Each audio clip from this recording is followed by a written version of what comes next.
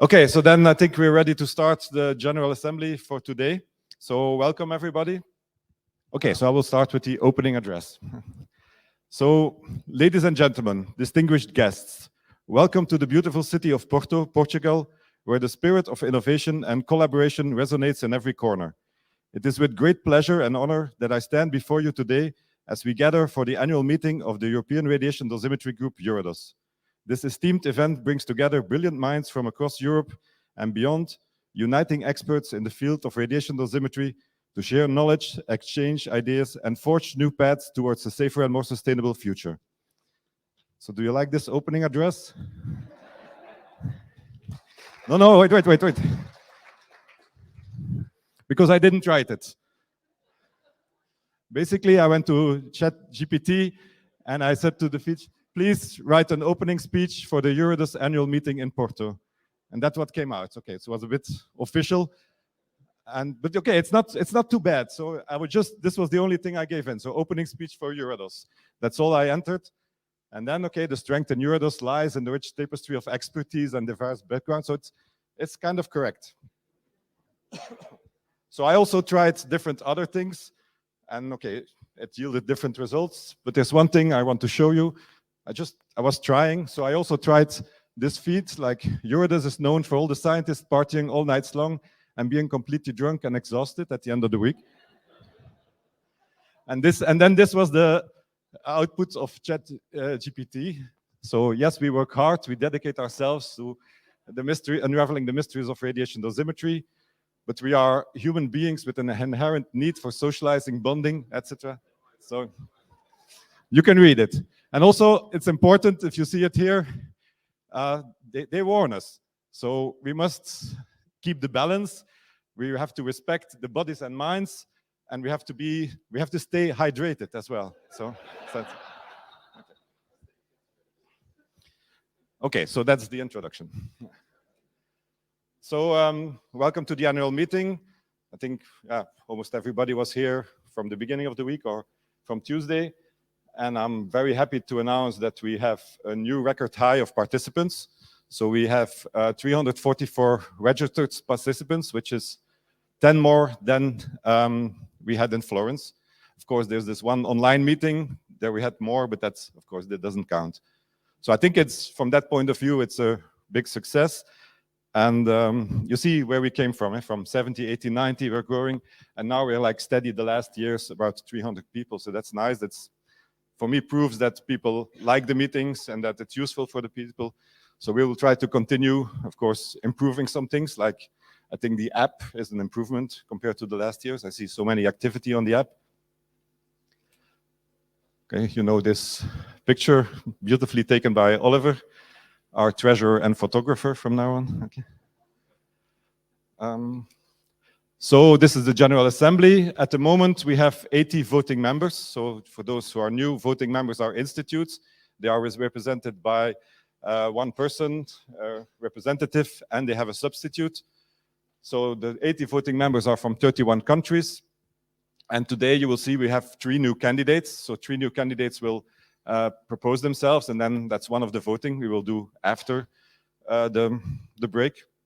Also for practical reasons, to combine it with another voting anyway. So you also know that since 21 we have a new constitution, and in this constitution we try to, let's say, define rules for being a voting member, because we saw that after a while sometimes people retire or stop working in the field, and then we still have institutes which actually never show up at the annual meetings, are not active in any working group. So we defined a few rules, which you can see in the constitutions, to see, is everybody still considered as an active voting member? So every year, from now on, we will try to go through the list and then contact the people to ask them if they are still willing to stay voting member or not. So we identified, I think, 3 or 4, and we wrote to them, and 2 or 3 answered, but 1 not yet. So probably there's 1 non-active voting member, and we will now officially send a mail like, okay, we will remove you from the EURADOS. So that's the new procedure, and this will be continued for the next years. So you know that we have a board of officers, we have a council, and together we are 12 people. That's also in the constitution. And there, well, I made some colors, but also in the new constitution, we limited the number of terms, which means that some people, after a few terms, which depends on the role you take, you cannot be elected again. I mean, you have to have 1 year in between and then you can stand again. So this means that we have a lot of turnover, much more than in the past in the council. So, which is on one side very good because we get new people with new ideas and new motivations, but we lose a lot of expertise. So that's not so easy. And you will see in red, there are 4 people with considerable expertise that will leave the council because they are not re-electable or they decided themselves to step down. So Pavel, Elena, Werner and Marco Silare, they could not be here for different reasons, but Elena and Pavel are here. So it's their last term as council member. And we have the 3 new from last year, but that means that we have a lot of turnover. And every year, or almost every year, we need a lot of candidates. So that's another question and continuing question that we will have. If you feel the need or if you want to join the council, please do. We need candidates every time. I think it's rewarding. It's some extra work, of course, but it's useful to progress with EURADOS. So we have the working groups, of course. We have 8 working groups and 1 pilot group. You see them here. You will have a report from each of them later. Also there's turnover. So there's new working group chairs. This year, compared to last year, we have a new working group chair for working group 7, internal dosimetry. So David Broccio took over from Bastian, and Paolo Ferrari took over from Jelka in working group 12. So also there's turnover. Some numbers, some facts from what we did the last year, the chairperson's report. So this is the things we did, and some financial data you will get from Oliver. But also important is the financial part, of course, and we count for a large part, we count on sponsors. So we are glad that we have 3 new sponsors since last year. So the UK Health Security Agency, Radcor, and Global Resonance Technologies. We also lost 2 sponsors who are not able to sponsor anymore. So the amount was still increasing, but it's like topping off. And you know, with the inflation at the moment, the financial situation is okay. Oliver will explain, but it's a point of attention for the next year. So we, again, like to ask, please continue to be sponsored. If you're not sponsored, you can give any amount starting from €1,000 and it gives you some benefits. So please consider it as well. And then you end up somewhere in this list and you can see yourself. What did we do? Well, of course, important things are the intercomparisons. So you have the intercomparisons that done the last years. So they have the intercomparison for the neutrons, which was started in 21. It's finalized today, this week. So we had a participants meeting. So there were 29 participants, 31 systems. So that was good. That's a success. Also, of course, the photon intercomparisons with 96 participants, 116 systems. So that's also, you cannot imagine how much work this is. So this is very good from this group that they do this. And there's one ongoing now. So there is, you can find at our website, this is for the intercomparisons on passive area dosimeters organized by Working Group 3. Another important thing is the training courses. So we organize a lot of training courses. There's more and more effort that we put in education and training. So you see also here the list of training courses that were done this year. So you have the one on EMS, radiation protection dosimetry and accreditation of individual monitoring services. 40 participants, because that's the maximum, because we limit it to 40, because we want to have it interactive as possible. An unfolding course, 23 participants, and then this week, which was also quite a success, and I think actually at the end it was 20 or 21 participants for the TL luminescence signals for potential applications in radiation dosimetry. So this was given on Monday morning. And there's one which is organized together with EURAMET, I think with the metrology network, and that's on dosimetry and emergency preparedness, and the registration is open. So that's for September in Greece. I just want to mention again also that the EC project, I mentioned it last year also, but the AVIC project is now really finalized. They had their meeting to discuss all the results. So also that I think is a big success. And important to know is that it was organized with money from the European Commission. So they paid for the phantom and the sources, but the phantom and the sources are still available. So all labs that really want to use this phantom ND sources, you can contact EURADOS and then you can use it. You will have to pay for the transport and things like this, but they are available for use. So I think that's also like a service which I think many services from time to time need. Another thing which we accomplished this year, I know that we launched some months ago or almost 1 year ago, a call for people to donate equipment for Ukrainian scientists. So we collected some equipment. It took quite some time for customs and organization of transport, but it finally managed to do it. So I would like to thank, of course, Vadim, who helped in this to be the local contact point. Of course, Pavel did a lot of work to get it from Poland to Ukraine, and of course, those institutes that gave the equipment. So that was also an action that we did and that is accomplished, and we can still see if we repeat it. Hopefully there's no need for repeating it and that everything is solved fast, but okay, we will see. Visibility. So, okay, if you're in the council, maybe it's not always clear for everybody, but we are more and more involved in the international community. People know about EURADOS, people ask things to EURADOS, so we are involved in a lot of, we have links, we have memorandums of understandings, we have agreements with different organizations, they ask us for input, and this all comes to the council, and we try to distribute it and try to answer as much as we can. But so we have links with EFOMP, with EINM, ICRU, ICRP, ISO, AMN, IEA, UNSCEAR, MINAS, RENAP, and I probably forget a few. So different of the projects, we are also asked for input. So we are asked to be in either a stakeholder board or an advisory board. You see them here, Trace Radon, Remote Alpha, Radonorm, Rock and Roll, Symphonia, Harmonic, Medirad, SimpleRad, all these projects. There was input from EURADOS, and I will highlight Rock and Roll in one of the next slides. You know, there's also this European Radiation Protection Week. So we also are in the committee as EURADOS to organize the dosimetry session. It will be in October in Ireland, in Dublin. And, you know, for radiation protection, there are 6 platforms like EURADOS. I mean, they're all much smaller and less active, of course, but together there's like a platform umbrella formed. So there's like a memorandum of understanding between the 6 platforms, and that's called MINAS. It's not going so fast forward, but at least we have now a website for MINAS, because that's important, because the Commission doesn't want to talk to 6 different platforms. They want to have one point. And also SNETP, so the nuclear energy platforms, they also don't want to talk to each of us separately. They want to talk to one point. So that's why MINAS is there.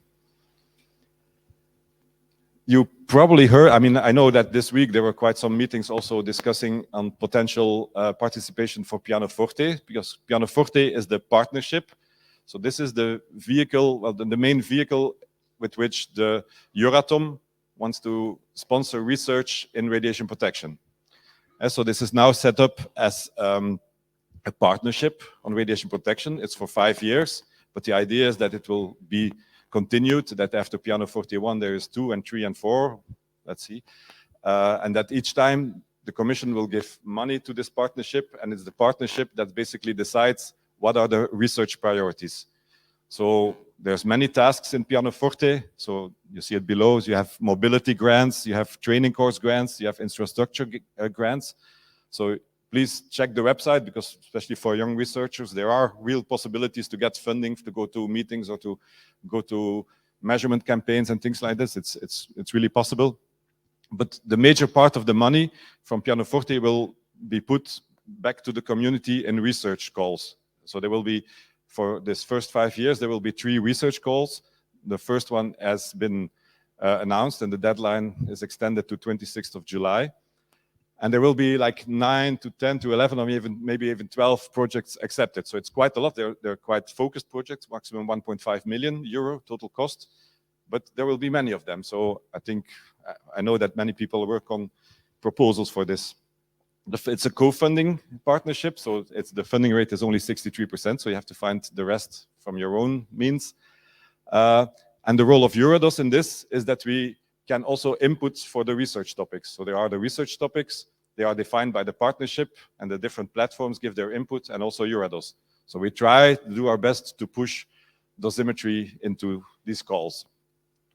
And then there's priority setting, and then of course, it's a battle between the different directions, but we do our best to get as much dosimetry as possible there so that the community of EURADOS can apply for funding.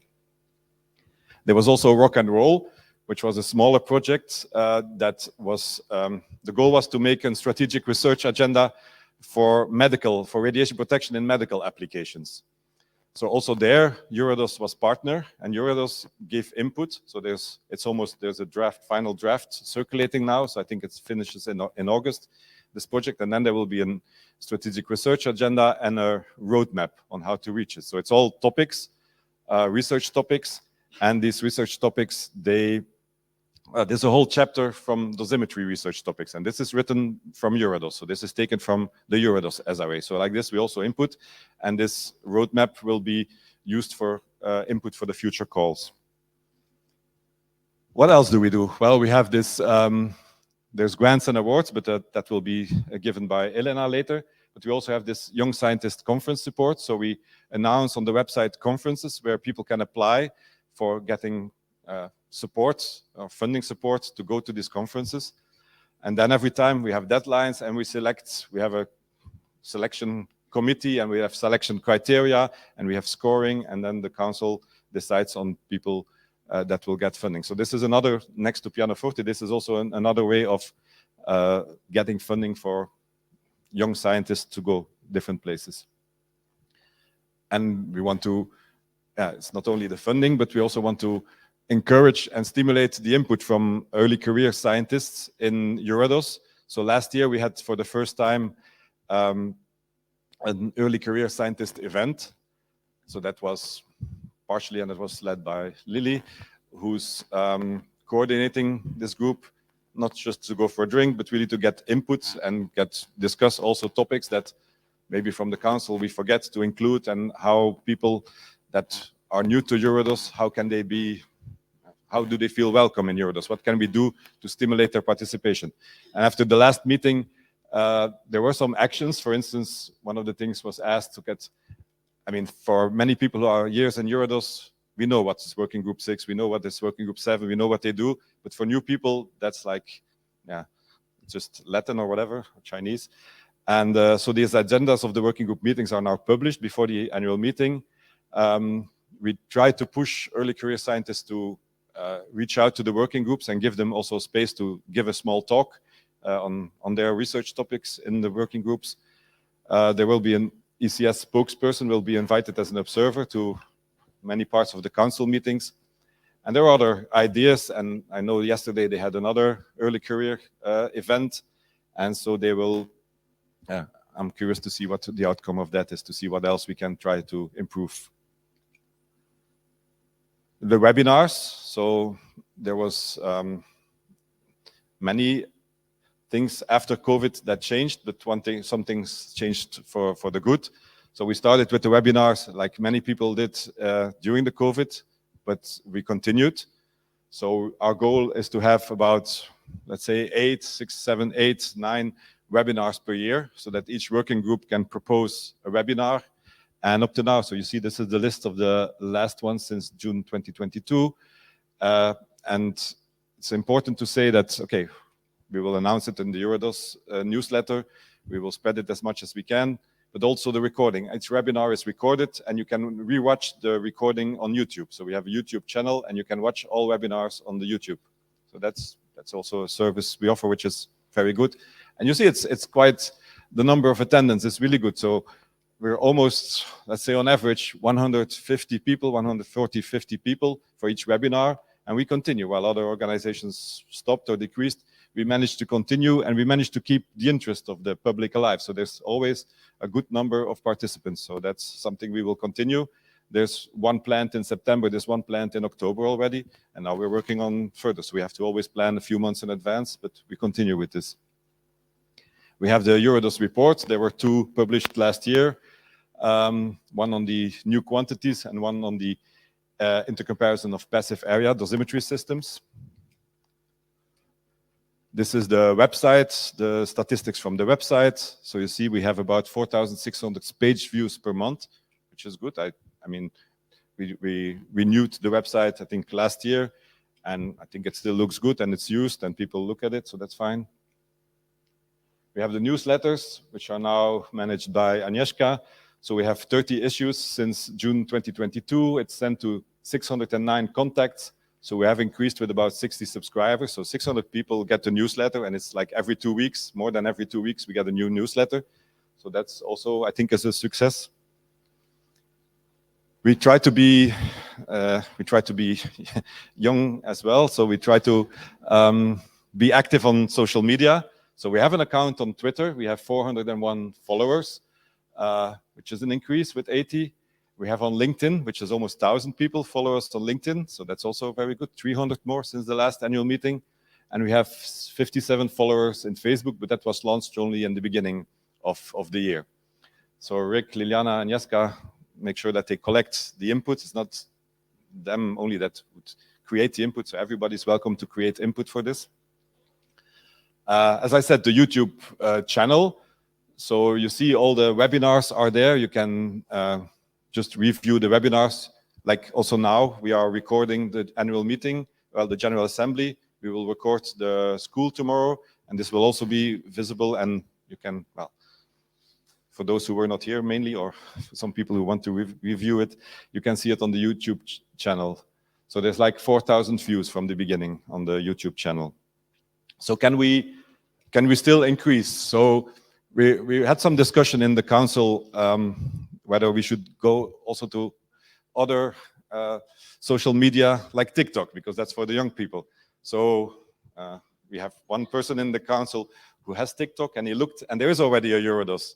And this is this guy. This guy is called EURADOS on TikTok. I don't see him in the room, but okay.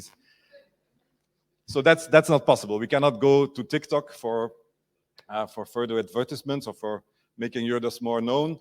So we're looking into other things. How can we sometimes, maybe we can use influencers like to increase the visibility of EURADOS. And okay, which influencers can we find? And then luckily, I know a few people, so I asked somebody to promote EURADOS. As an actor, filmmaker, and global citizen, I've witnessed the power of collective action. Now, I invite you to join EURADOS and unleash your potential. Together, we'll push boundaries, develop cutting-edge technologies, and make a tangible impact on the world. So if you're passionate about making a difference, if you're driven by curiosity and the desire to shape a brighter, healthier future, then EURADOS is the place for you. Join me, George Clooney, and an incredible community of scientists, and let's embark on an extraordinary adventure of scientific breakthroughs. Lost in translation, but not lost in purpose. Imagine a world where pulse of energy holds the key to our understanding of the invisible forces that surround us. Welcome to EURADOS, where science dances in harmony with curiosity. EURADOS, the European Radiation Dosimetry Group. Together, we bring science to life.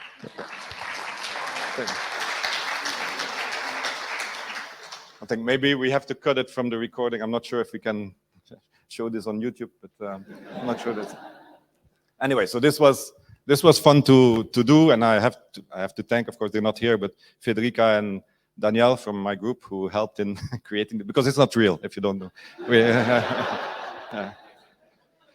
Anyway, so but I have a message with this as well. So it's not just for fun; it was also a message. I mean, I don't know if everybody is really aware of this, but everybody hears about it. But we have to. This importance of artificial intelligence is really increasing very fast in all aspects of life. So we also have to see how can we apply it to dosimetry field, to radiation protection.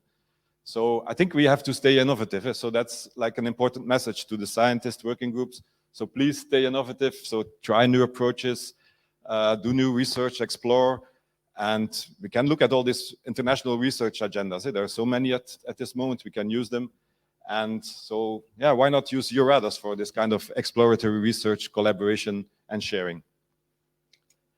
So in summary, so I think we are still very much alive and we are very active. There's many things happening all the time. We have still an increasing number of activities. We have a strong continuation of the working groups, intercomparisons, it keeps on going. So I think the highlights can be the success of the webinars. It's staying strong. We have the intercomparisons. We cannot emphasize this enough, how important it is for the whole field. We have many training activities. We are active in the social media. The Early Career Scientist is a new initiative, which I think brings new life as well to EURADOS. And yeah, please also use the support mechanisms for grants, awards, Young Conference Science supports. So these are important messages. And then these messages are from the Council. And of course, it's important to notice that, well, there are two people that dedicate many years to leading the working group. So I want to thank them already like this as well. So Jelka and Bastian, so they worked very hard for many, many years for the working groups. So they are now transferred this to somebody else, but they will stay in EURADOS, I hope.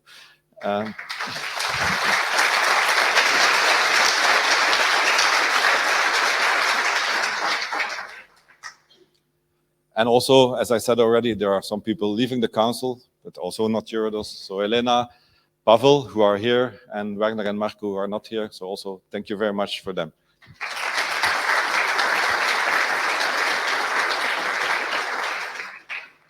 And then the final slide is, some of you know already, but we are getting better in planning ahead the annual meetings. So the next annual meeting will be held in Oxford from the 8th to 12th of April 2024. So please note it already down. You see, now we are still in June, but we will shift back slowly towards January, February, because there's less competing events, and we think it's better to go back to January, February. So next year, somewhere in between, we go to Easter. So 8th to 12th of April. And that's it. Thank you.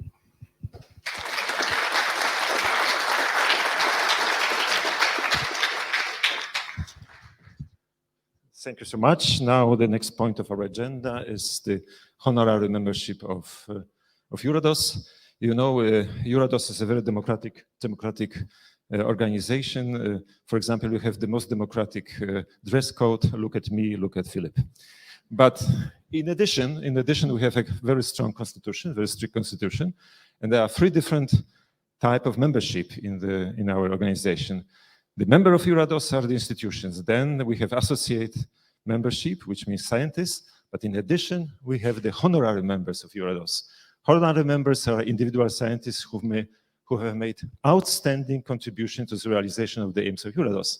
And the honorary members are proposed by Council and accepted by General Assembly. And on the recent Council meeting, we unanimously accepted or proposing to the General Assembly Dr. Helmut Schumacher as a honorary member of the EURADOS.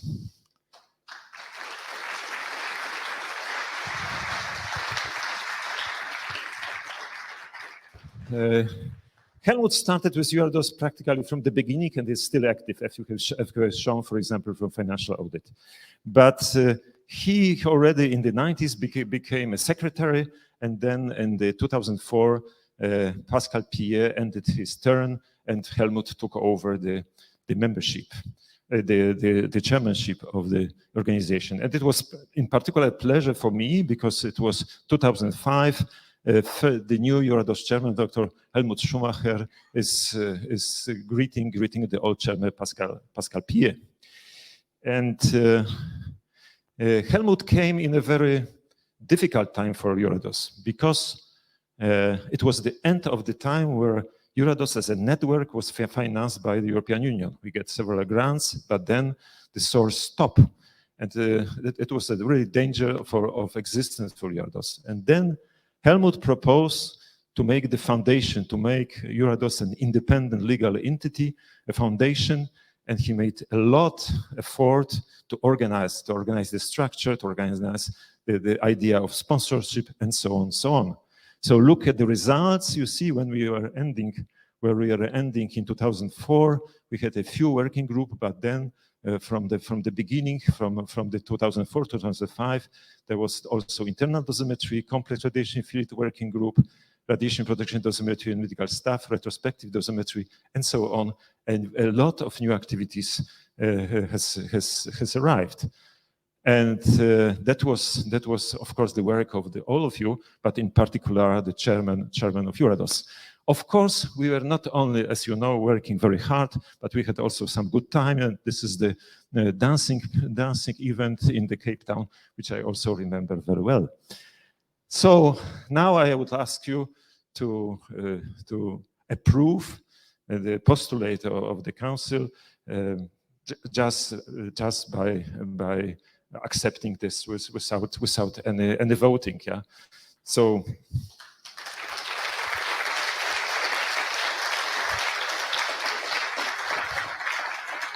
So thank you for acclamation. Thank you for acclamation. And now I would like to ask Helmut to come here.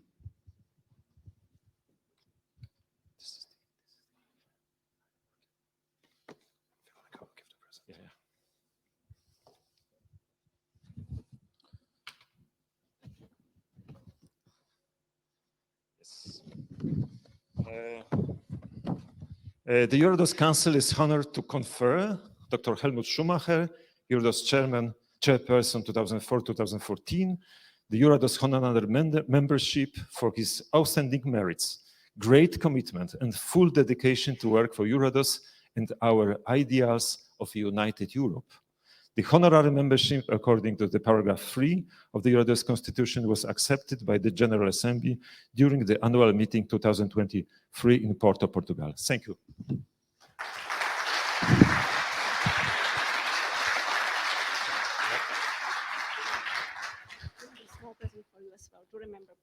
Okay, thank you very much.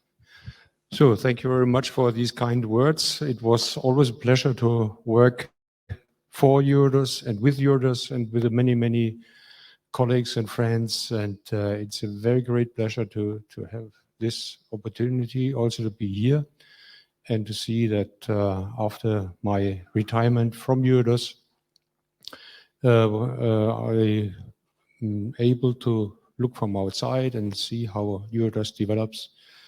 And it's a great, great pleasure and a great satisfaction to see the way it goes and how EURADOS is improving in size, in power, and influence, not only in Europe. Okay, I don't want to keep more time for these words. That's it. Thank you. Keep on going.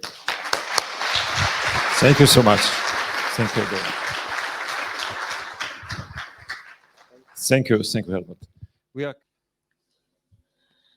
Good afternoon.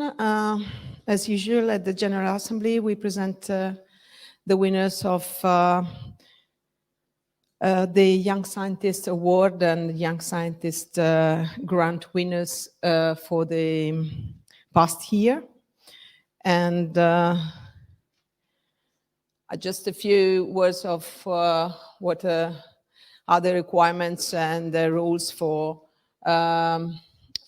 candidate to apply for a Young Scientist Award. Award is a recognition that EURADOS give to young scientists for a excellent publication or work or research carried out either within the working plan of the working group or in any case in line with EURADOS SRA. And the EURADOS grant instead is a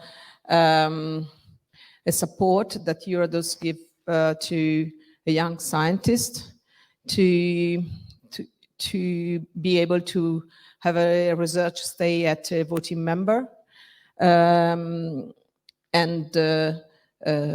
to carry out research still within the work plan of a EURADOS working group or within the SRA aims of EURADOS. And here is just a summary of what the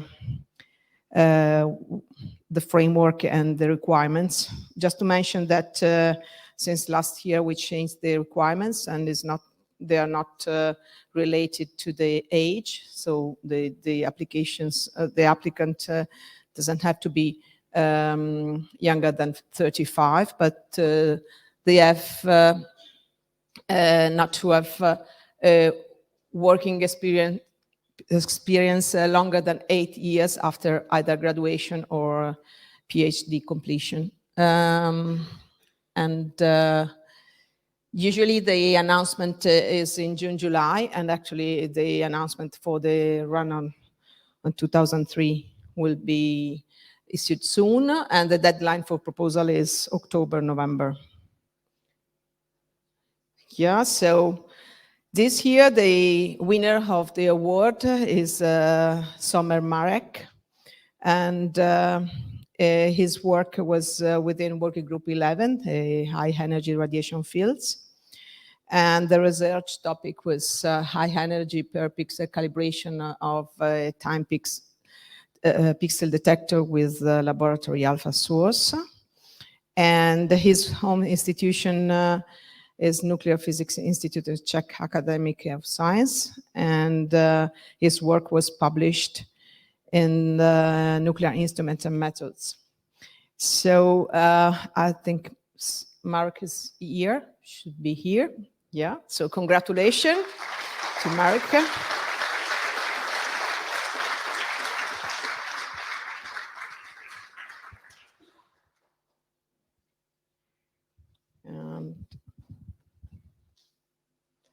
This is the certificate that EURADOS gives to you as a witness of your award. Is someone taking photographs? Because it was Werner who usually did it. Yes, because then he will be on the EURADOS website as a winner. And so I think you will give very... No, but it's just him. Okay. You can give a short presentation. Yeah. I think they are dealing with, presentation by Somer Marek. I think they have already the slides. Okay. Can I take it? Yes. Thank you.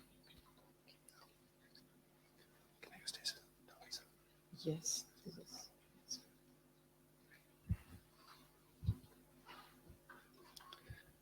So thank you very much for such a prestigious award. And I've prepared a short presentation, and I'm going to introduce myself. Good afternoon.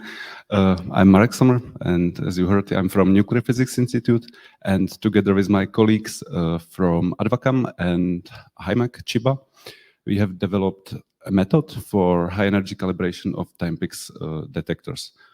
For those of you who are not familiar with time-pix detectors, these are semiconductor-based detectors which are divided into pixels. So that offers large number of advantages, the pixelation of the sensor, such as these detectors have very low detection threshold, approximately 5 kiloelectron volts, and it has a very nice spatial distribution or spatial resolution because the pixels are very small. They have only like 55 micrometers. And it allows us to analyze the clusters of particles. So we can evaluate or estimate the angle of the incident angle of particle and also the LET of the particle, which are very nice advantages. And that is one of the reasons why they are used at ISS, for example, at the International Space Station, to monitor the radiation field in the space, and also at several satellites, low Earth orbit satellites. But there is one disadvantage of this detector, which is related to the pixelation, and this disadvantage is described here on this picture on the left, and I'm gonna explain what you see on this graph. So this is a simple graph showing the measured energy of alpha particle from americium as a function of bias voltage. And as I would expect, the energy of alpha particles shouldn't change as a function of bias voltage. So just by changing parameters in our detector, we change the measured energy, which doesn't make much sense. And the reason why it is that as we increase the bias voltage, we concentrate more and more energy into one pixel because there is a stronger pull to holes and electrons. So there's more energy concentrated in one pixel, and the charge is not shared to like surrounding pixels. And at some point, this energy exceeds a certain value, and from this value, the electronics of pixels starts to behave differently than it is expected. And from this point, we need to apply a different calibration. And this effect is especially can be seen especially for high LET particles. And with my colleagues, we came up with the method which uses the simple americium source for correction for these effects. And the method is based on simply changing the bias voltage to control the effect of concentration of the energy to one pixel, and compare it with the clusters which are not affected by this effect. And at the end, we came up with the high energy per pixel calibration. Here is the example of calibration for one pixel.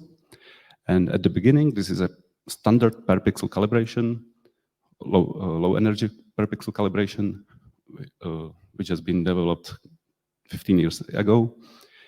And at certain point, this calibration changes dramatically. So if you use the standard calibration and extrapolate this calibration up to even further, you will end up with huge errors in your reading, in your measurement. So that's why from a certain level you need to use some extra calibration, and that's what we came up with. So the extended range is roughly double from the previous threshold. So the standard calibration can be used approximately up to 850 kiloelectrons per pixel, and we extended it up to 1700. And this method was, of course, validated and verified with other measurements. So this is a measurement of alpha particles from americium source, and you can see that here the energy distribution doesn't change with the bias voltage, which is something what we would expect. And it was also verified on high LET data from HIMAC in Chiba. And the application of such calibration is it was originally developed for Matroshka 3 space project, which was supposed to be at ISS, but due to the Russian invasion, it was postponed or cancelled. I am not sure. So this original application is not there anymore. But today we use it for measurement of cosmic radiation at aircrafts, and also we investigate the application of this method for newly developed Timepics detectors, such as Timepics 3 and Timepics 2. And here there's a, let's say, preliminary result from the application at Timepics 2, which was specifically designed to tackle this problem of saturation or distortion of the pixel. And you can see that it behaves linearly up to like much higher values. So thank you for the attention, and that was the short introduction of my paper. If you want to get more information, you can contact me or read the paper. Thank you very much.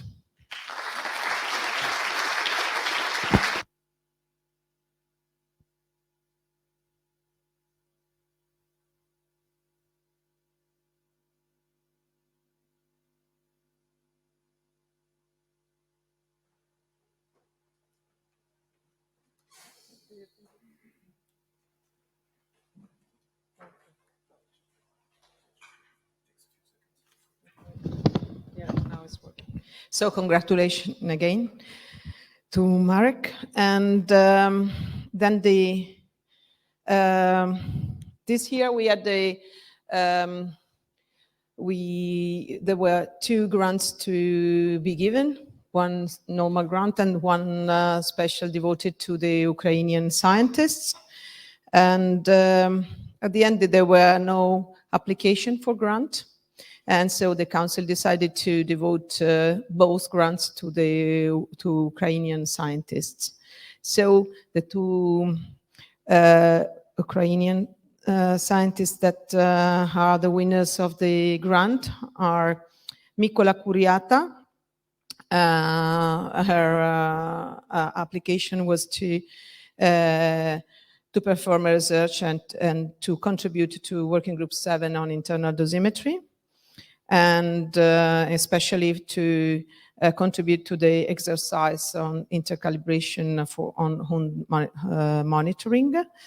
And unfortunately, due to, and the host institution is CIEMAT in Spain. Unfortunately, due to difficulties in traveling, the grant has to be postponed, and she cannot be here to present this. So we will have information about this maybe in the next annual meeting or later on. And the second winner was Seribrovchuk. I hope I pronounced it right. And his application is a proposal to contribute to many working groups. So working groups 6, 7, and 12, and also with an interest by AFOMP, and the topic is characterization of CBCT imaging devices with measurements. And his home institution is Kiev Regional Oncology Dispensary, and the host institution will be Stuk in Finland. It is planned that his stay and his research will take place at the end of the year.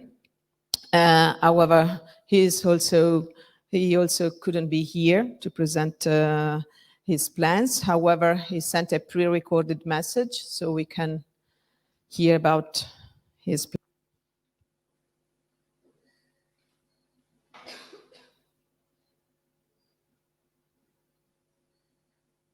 Hello, dear colleagues. I am happy to have the opportunity to participate and make a small contribution in Personalized Dose project, which is a collaborative task between the work group number 6, 9, 12, and also IFOM, as I have been awarded with the EURADOS grant. My contribution is in 2 parts. First is characterization of CBC imaging device of Helsinki machine, which is a measurement part, and also analysis of results of European-wide questionnaire on imaging parameters and practices. I believe this will be the first participation from Ukrainian clinical centers in EURADOS activities, and I would like to devote these couple slides to have the discussion about development of medical physics in Ukraine, about some challenges that we are facing at the moment. And this might give you some idea about why at the moment we are just at the start of collaborating with EURADOS, from clinical centers. Kyiv Regional Oncology Dispensary is the center where I work, is equipped with 2 variant Linux, Helsinki and Trilogy, for external beam radiotherapy, and also we have brachytherapy unit, microslide from Elekta. We treat about 1,100-1,200 patients per year. We have 5 doctors, 4 medical physicists, and 8 RTTs. I believe in clinical sense, we are quite busy center. But there are centers that are doing work much harder than we do. And mainly reason for that, I would say that it is that we are kind of short on medical physicists at the moment. To show that, here are some data from January 2014. At the time, in 52 radiotherapy centers, 86 were cobalt machines, and only 20 were linear accelerators. So the number of medical physicists who were routinely performing dosimetry and QA on Linux were corresponded. So despite that, on cobalt machines, also radiation engineers, they were helping with treatment of the patient, doing QA and dosimetry on those machines, but I believe it is a little bit different than the ones that is performed on Linux. From 2014 to 2020, 2022, despite the war which started in 2014 actually, with the Russian invasion to the eastern part of Ukraine. Ukraine was trying to renovate its radiotherapy service. So as you can see from this graph, in 2014, actually before it was a little bit more, but in 2014 it was around 71 Cobalt machine and only 17 linear accelerators. Whereas in 2022, it was already 44 Cobalt machines and 33 linear accelerators. So number of Cobalt machines decreased as they were substituted with Linux, but number of Linux almost were increased almost by 160%. And you can, as you can imagine, it's not easy task to raise so many medical physicists who are experienced not just treat patients, doing routinely treatment planning and dosimetry, but also to have medical physicists who will have time to perform some measurements which are outside of routine work, and which is, to my opinion, is very interesting and useful for medical physicists. So at these times, we also try to form our community to bring teaching and training to our centers. And in some sense, it is quite successful. So we have professional public organization, our community, Ukrainian Association of Medical Physicists, actively working. Also from 2022, when a full-scale invasion of Russia began in our country, there was an initiative group founded by Natalia Kovalchuk, which is Help Ukraine group. And this group helped with teaching, training, fellowship opportunities to medical physicists who are allowed and can go for training outside of the country. And actually, this helps a lot with the development of medical physics in Ukraine. And all this is also related to your initiative, and for which I'm very grateful that you are bringing in collaboration to more participants from Ukrainian centers, which I think will benefit us a lot. Thank you for your attention.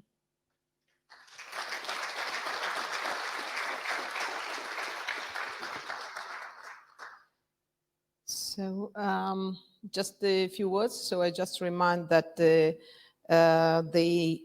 grant and the award and grant edition 2003 announcement will be issued in a week. So to all the scientists here, young scientists, or even to just bring back this message to your colleagues at home and to apply for the opportunity.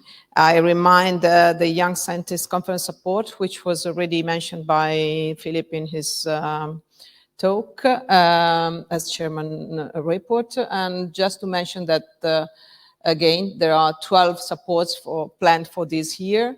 And all the information is on the website.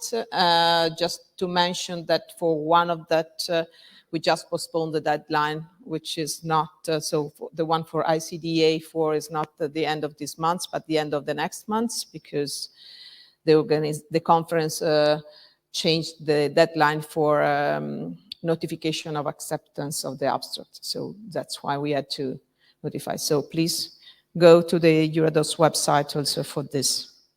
And I think that's everything for grant and award and the Young Scientific Conference support.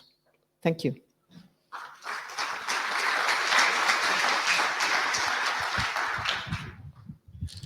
Okay, thank you. So now we come to an important part of the General Assembly, which is the reports from the different working groups. They will all one by one show in 10 minutes what they have done the last years and what they plan to do the next year. So it's really the core of EURADOS. So I invite first Marianne to come to start. We start from number 2, from the lowest numbers this year. So 2 to 12.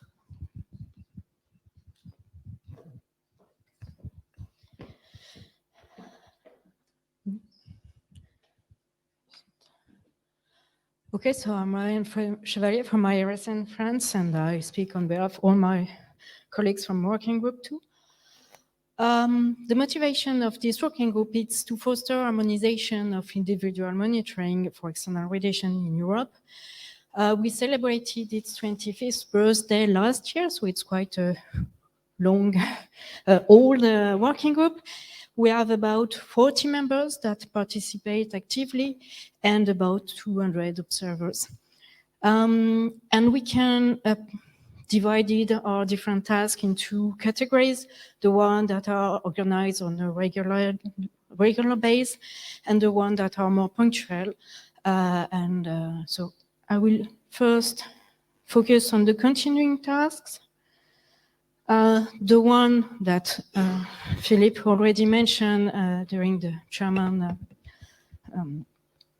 report is of course, an intercomparison, which is an essential action for Working Group 2.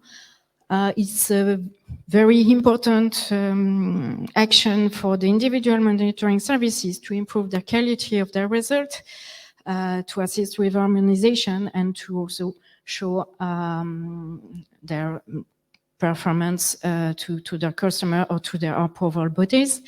The series began in 2008. We do every 2 years for the photon intercomparison, whole body, every 5 years for whole body neutron, and every 4-6 years in the middle for extremity and islands. This year, we have 2 participant meetings for the whole body neutron and whole body photon that was held in 2022. And you can see the high number of services who participated. For photon, it's more than 100 systems, and for neutrons, it's more than 330 systems, which is quite huge. Okay, so we have these 2 participant meetings yesterday to present the result, the coordination, etc. Another action that is organized on a regular basis is the training course, already mentioned during the chairman report. So it's based from the RP 160 document about the technical recommendation for monitoring individual occupational exposed to external radiation. We have already done 6 and not 5 training course. The last one was last year in Lisbon. There is one that is foreseen to be in Krakow next year in spring. And the intended audience is all stakeholders in individual monitoring services. You can have a list of the different topics that is covered. That's 1 week of 5 days of trainings. And the demand is still high. We have limited to 40 participants to keep interaction, but the demand is still here.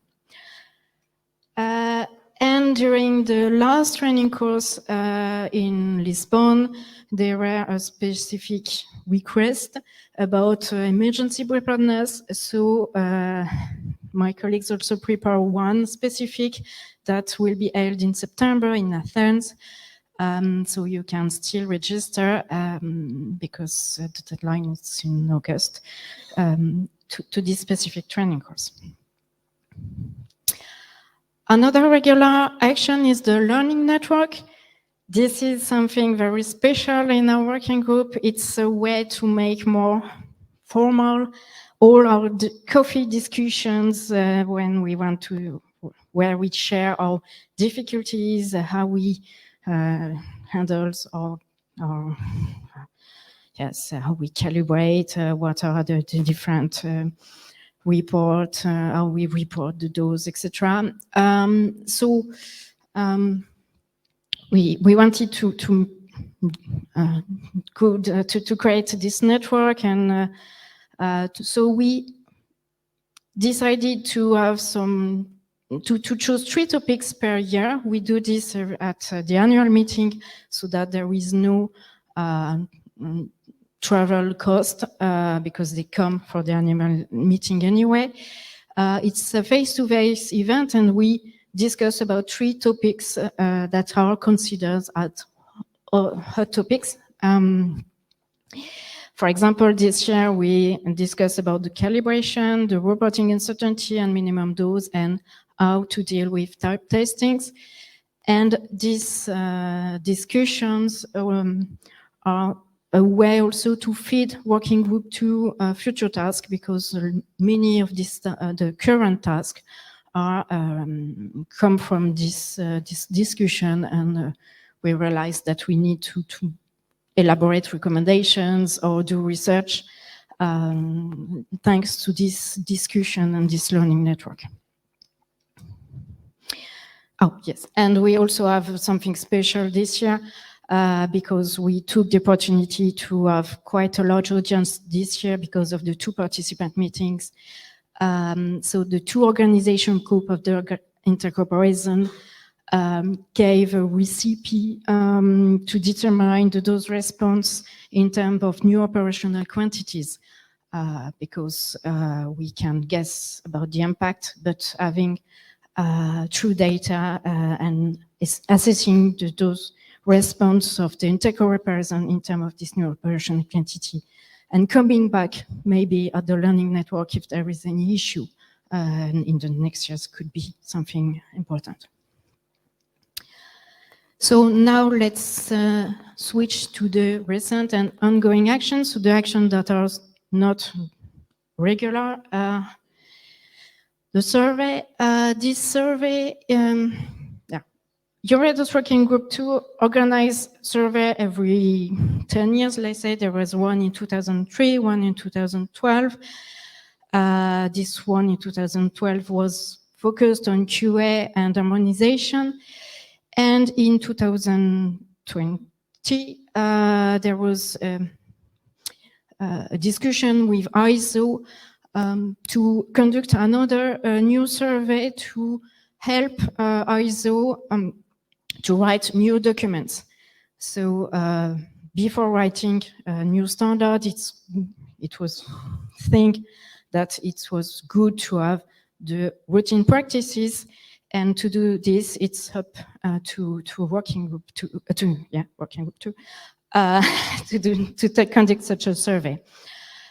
So we opened this survey, we launched this in spring 2022. It was a very long survey. There were 500 questions. We took more than 1 hour for the individual monitoring services to fill. And for the moment, we are performing the pre-analysis. You can see here that we have managed to have a very good involvement from the different IMSs, because we have 88 IMSs who answered from 44 countries. About more than 60 fully completed the whole questionnaire, the 500 questions. That was not taken for granted at the beginning. And also we had to pay attention when we disseminate the survey, not to have only a European-centered results. So we have to disseminate it via the agency, via the other network like Porto, EURADOS. And as you can see, that's not only a European community, but more worldwide answers. Okay.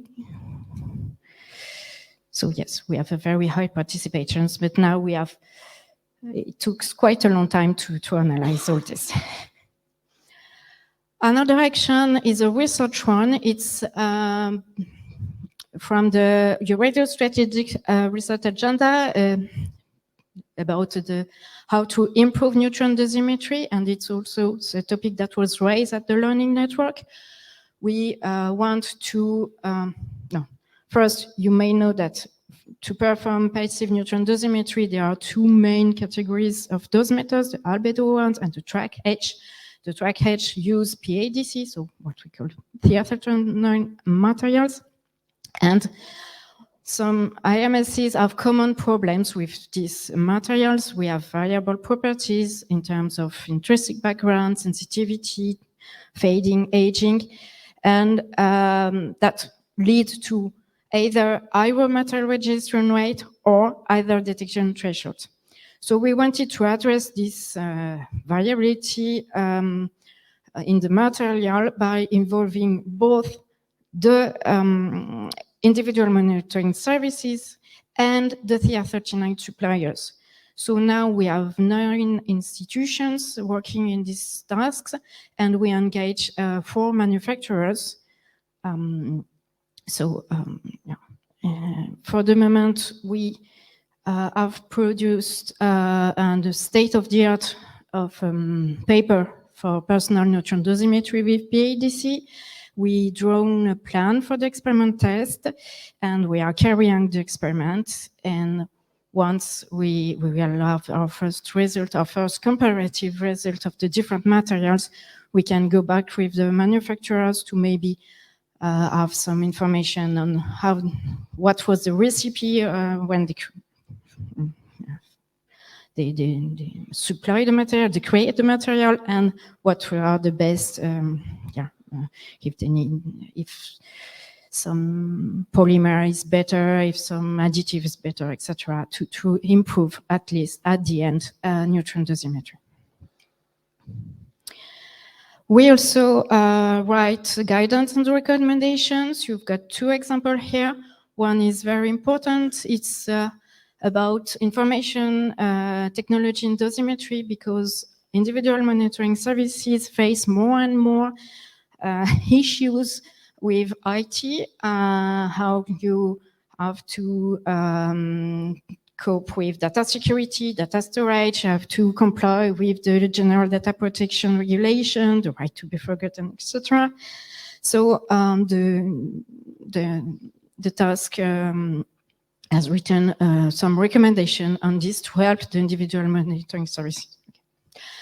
And also one about the training that the IMS staff should have. Again, recommendations. Last but not least, harmonization means dissemination. So we pay attention to publish, to do some webinars. You can have here a list of reference of reports.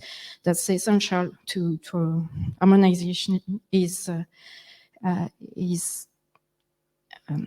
let's say, it's essential.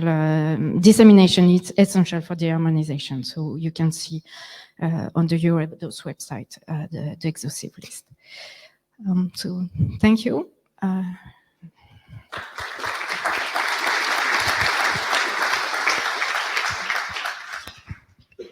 Okay, thank you very much, Marianne. And next, working group 3, so everybody can count. Thank you, Philip. So hello to everybody. And now I will go with the working group 3, the environmental dosimetry. And as you probably already know, it's divided in 3 subgroups. The first is regarding the spectrometry. Ulrich Storker is the chair of this subgroup, and it was a technical meeting on PTV on 16 March this year. Then we have subgroup 2, which we call the passive environmental dosimetry. It's Christian Naber, the chair, and it was a meeting in 2022 in Barcelona. And finally, we have the radon subgroup, which is a network for PTV, and it was a virtual meeting. We talked about some exercise of the application of the dose conversion coefficient of Vice-Chairperson 137. I will explain a little bit more later. And now from subgroup 1, from the spectrometry, we have different work package, and each work package has some activities. Yes. So the work package 1 is regarding intercomparison. And now it will be an intercomparison prepared for the next year. Yes. The comparison, it will organize PTB, and it will be the different places. And it's mainly for spectrometry detectors for surveillance stations, but also we will try to put there some citizens detectors. So I will talk tomorrow in the council. I will discuss about comment that we can, it can be signed, or we talk the contract, yes. Then also we talk about the possibility of organizing intercomparison using unmanned area vehicles. We did some in the preparedness project in former uranium mine in Bismuth, and maybe we can do it in the former uranium mine in Salamanca. So we have right now some contacts, and we will see if in the next year we can organize also this kind of comparison. So regarding training, we talk about possibility to make a course of Penelope Penuk Penisi course that it will be applied for environmental spectrometry detectors. And then, okay, at the end of this year, we will also we will do a course on methods for improved methods for spectral analysis, like the use of full spectral analysis, single value deconvolution, and Melanovis distance, and other things. Here is just an example of how single value deconvolution can improve a spectra take from in the environment. So continuous after this first course, let's say, then a second one is planned for artificial intelligence in order to be applied for gamma spectrum analysis in the environment. So this also, we work in data harmonization tools and spectrum. We work in how it's HR10 with spectrometric and classical dose meters, the man-made gross cone, which is, different methods that are used in this EUREP surveillance network. And as you have seen in the previous work package, we also work in this machine learning techniques, artificial intelligence. And just here is a very simple example that we use temperature and peak position to train the system. And then, you just use the temperature in order to get the stabilization of the spectra. And just to see here how it works pretty well, yes. And so we use more parameters now for spectral analysis. But this is a simple example for what we are working on.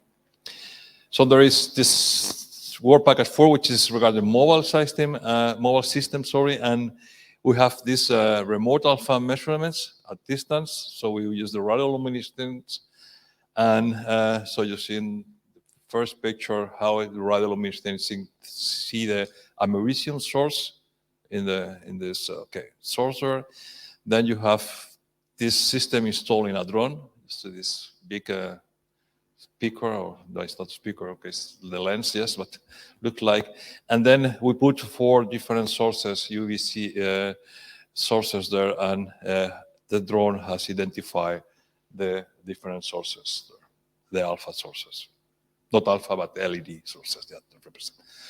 And also we talk in this, let's say mobile systems, yes, because are the citizens that we should prepare about these citizen detectors. So the citizen detectors will be deployed in any case, and it should be prepared also the expert people, the authorities, and the citizens for all this amount of data that we have. And last week we have a meeting with IRSN, Nuclear Safety Council, and also Francesco Del Rico, that some of you know, and talking about citizen science, and we will promote this kind of measurements.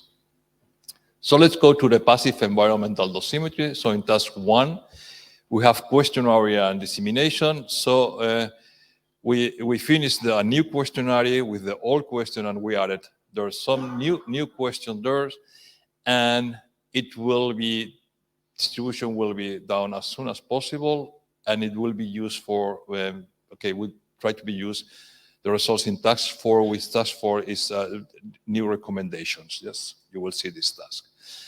In the task 2 is regarding this intercomparison of passive photon area dosimeters, and there is a paper that has been already published with for the IC 2021, and now there is a new one, as Philippe told.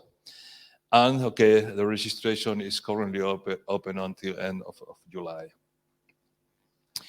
The task 3, this is one task that was thought to use personal dosimeters to the ambient, but we stopped, and we at the moment we are not working on that.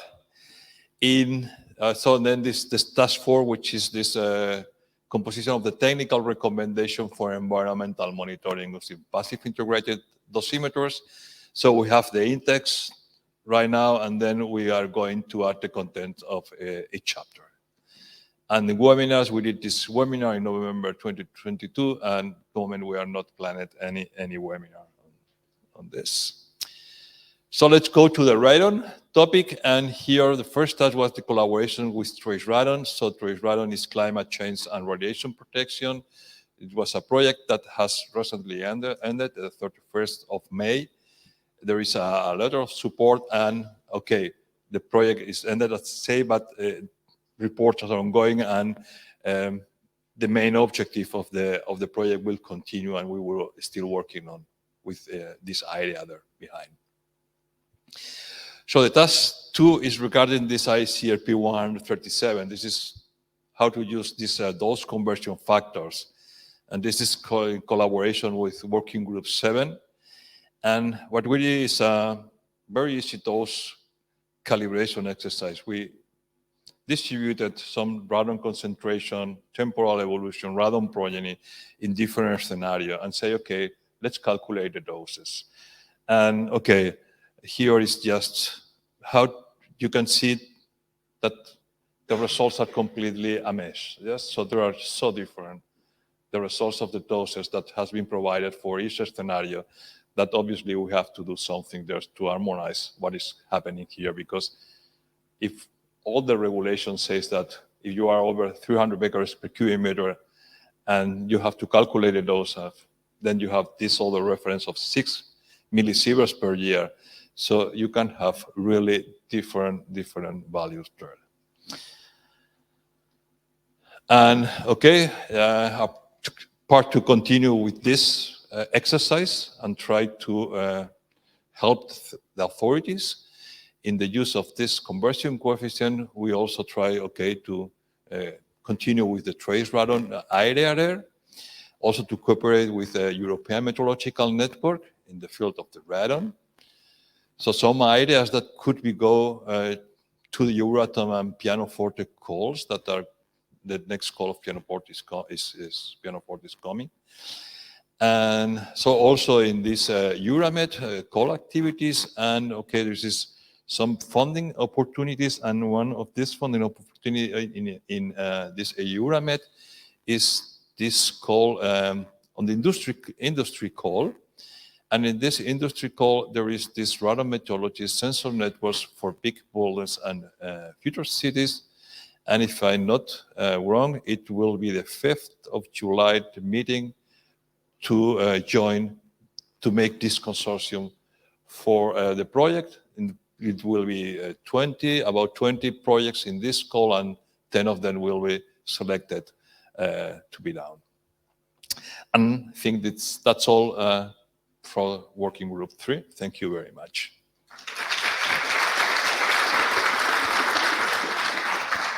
Okay, thank you, Arturo. And then we move to Working Group 6. Hi, Hans. Thank you, Philip.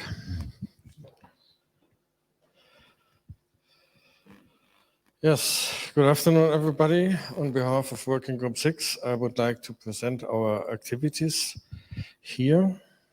Oops. So, Working Group 6 in numbers, it's named Computational Dosimetry. We have 39 full members, 32 corresponding members, and we have 8 tasks, where 4 of them are actually joint tasks with other working groups. We have 82 observers, and we had 58 registrants for the plenary meetings, but the attendance was more like 25 at maximum. Okay, so in a nutshell, the working group does Monte Carlo simulations of radiation transport, of track structure, and unfolding of spectra. And our mission in the past was, that was the working group where the simulations would be done. Today, everyone can do them by themselves. So presently, our scope and mission is to assure quality in computational dosimetry. In terms of activities, we are organizing training courses, which are usually very practice-oriented. We organize comparison exercises, and we also do, to some extent, research and development for advancing the field of computational dosimetry. So these are the 8 tasks that we have. And the ones in green are actually those that are already a common task with other working groups that are indicated at the end of the line. In the case of the first task, we have just discussed this as this annual meeting, how to proceed with this in a context of a joint task. So it's a neutron spectral unfolding, then micro and nano dosimetry, individual monitoring, which is basically collaborating a lot with other working groups like working group 2 and 10. Computational phantoms, which again has a large overlap with the more medical-oriented working groups, working group 9 and 12. Nuclear data and cross-section models, that's a joint working group, which is basically really looking into these fundamental issues that we need to perform reliable simulations. The SRA input and working group strategy task is just a kind of continuing activity. And then we have Monte Carlo in nuclear medicine and Monte Carlo in medical applications. We separated that because Monte Carlo in medical applications is more focused on external therapy. All right, in terms of publications, I didn't list them all. We had a special issue in radiation measurements, which appeared last September and comprised 12 papers that were reporting EURADOS intercomparisons in computational dosimetry. That were intercomparisons that have been going on over the last 5 to 7 years. We had a couple of other papers, conference presentations, and we have currently in progress 2 EURADOS reports, one on the last EURADOS school in Belgrade, which was about the state of the art in computational dosimetry. And we are also contributing to this year's school tomorrow. Okay, we were also offering webinars, one with this very long name, things to consider when your simulations are finished. And that was probably one of the webinars that overran most of the time because the people were asking such a large amount of questions. Okay, here we go. So, ongoing activities. We do have what we call an uncertainty exercise in micro and nano dosimetry, which in reality at this stage, it started as a kind of intercomparison on microdosimetry. And at this stage, we are looking into cross-sections that are used in track structure codes and how they are influencing the spread of results that we are obtaining. And the idea is really to start from the cross-sections that are in the different codes, to extract them, to try to get some kind of consensus data set, which you then apply again in the codes, and then you compare the difference in the results with the original data sets and the new ones.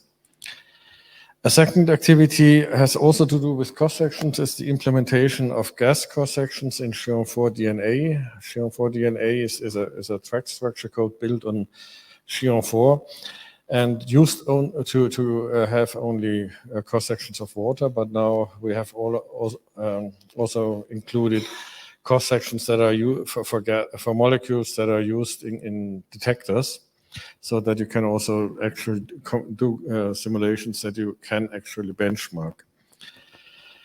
We have newly started an activity or revived an activity in skin dosimetry for hot particles, where we are currently trying to shape the focus of the activity, which problems we want to address, and the discussions actually also showed that there is also interest, for instance, from internal dosimetry and the pilot working group in this area.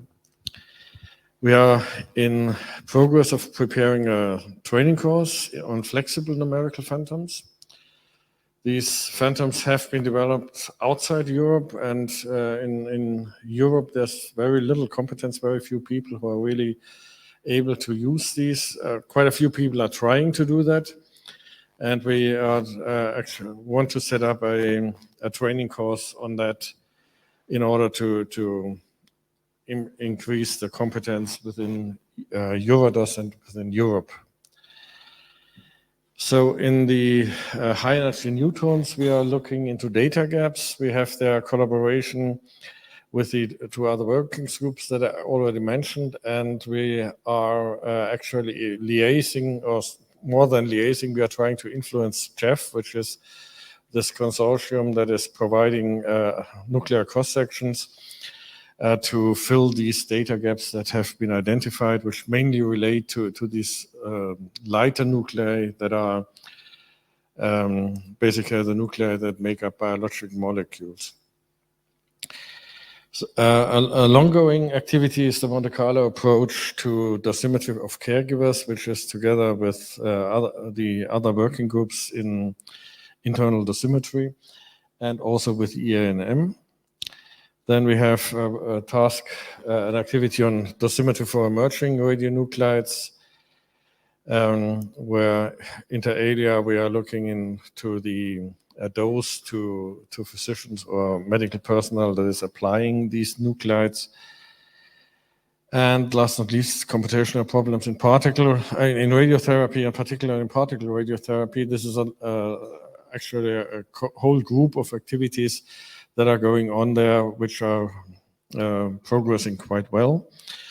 And just at this meeting, we have discussed about the establishment of two new joint task groups with Working Group 11 and 9 and Working Group 7. The first task group is about neutron spectral unfolding, where we would like to move to higher energies and ideally also to using benchmarking by experiments.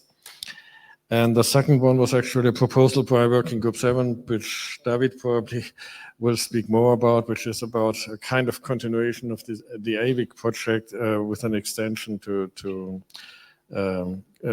children.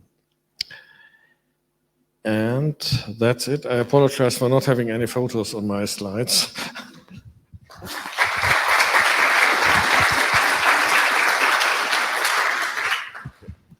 Thank you, Hans. Next one, Working Group 7, which will be for the first time presented by David. Thank you, Philippe.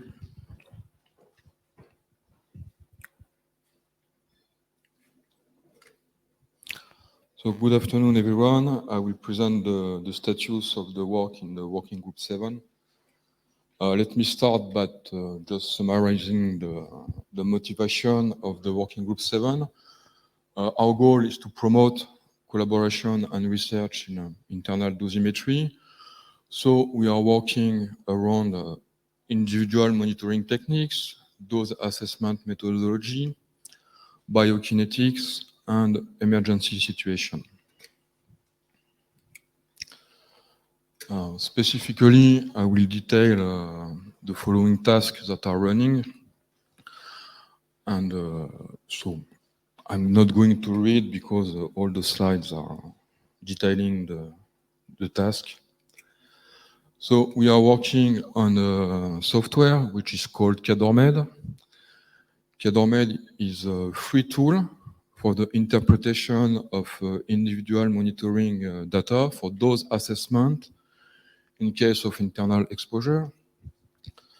And CADORMED implements EURADOS IDEAS guidelines, and the Working Group 7 was involved in the validation of CADORMED.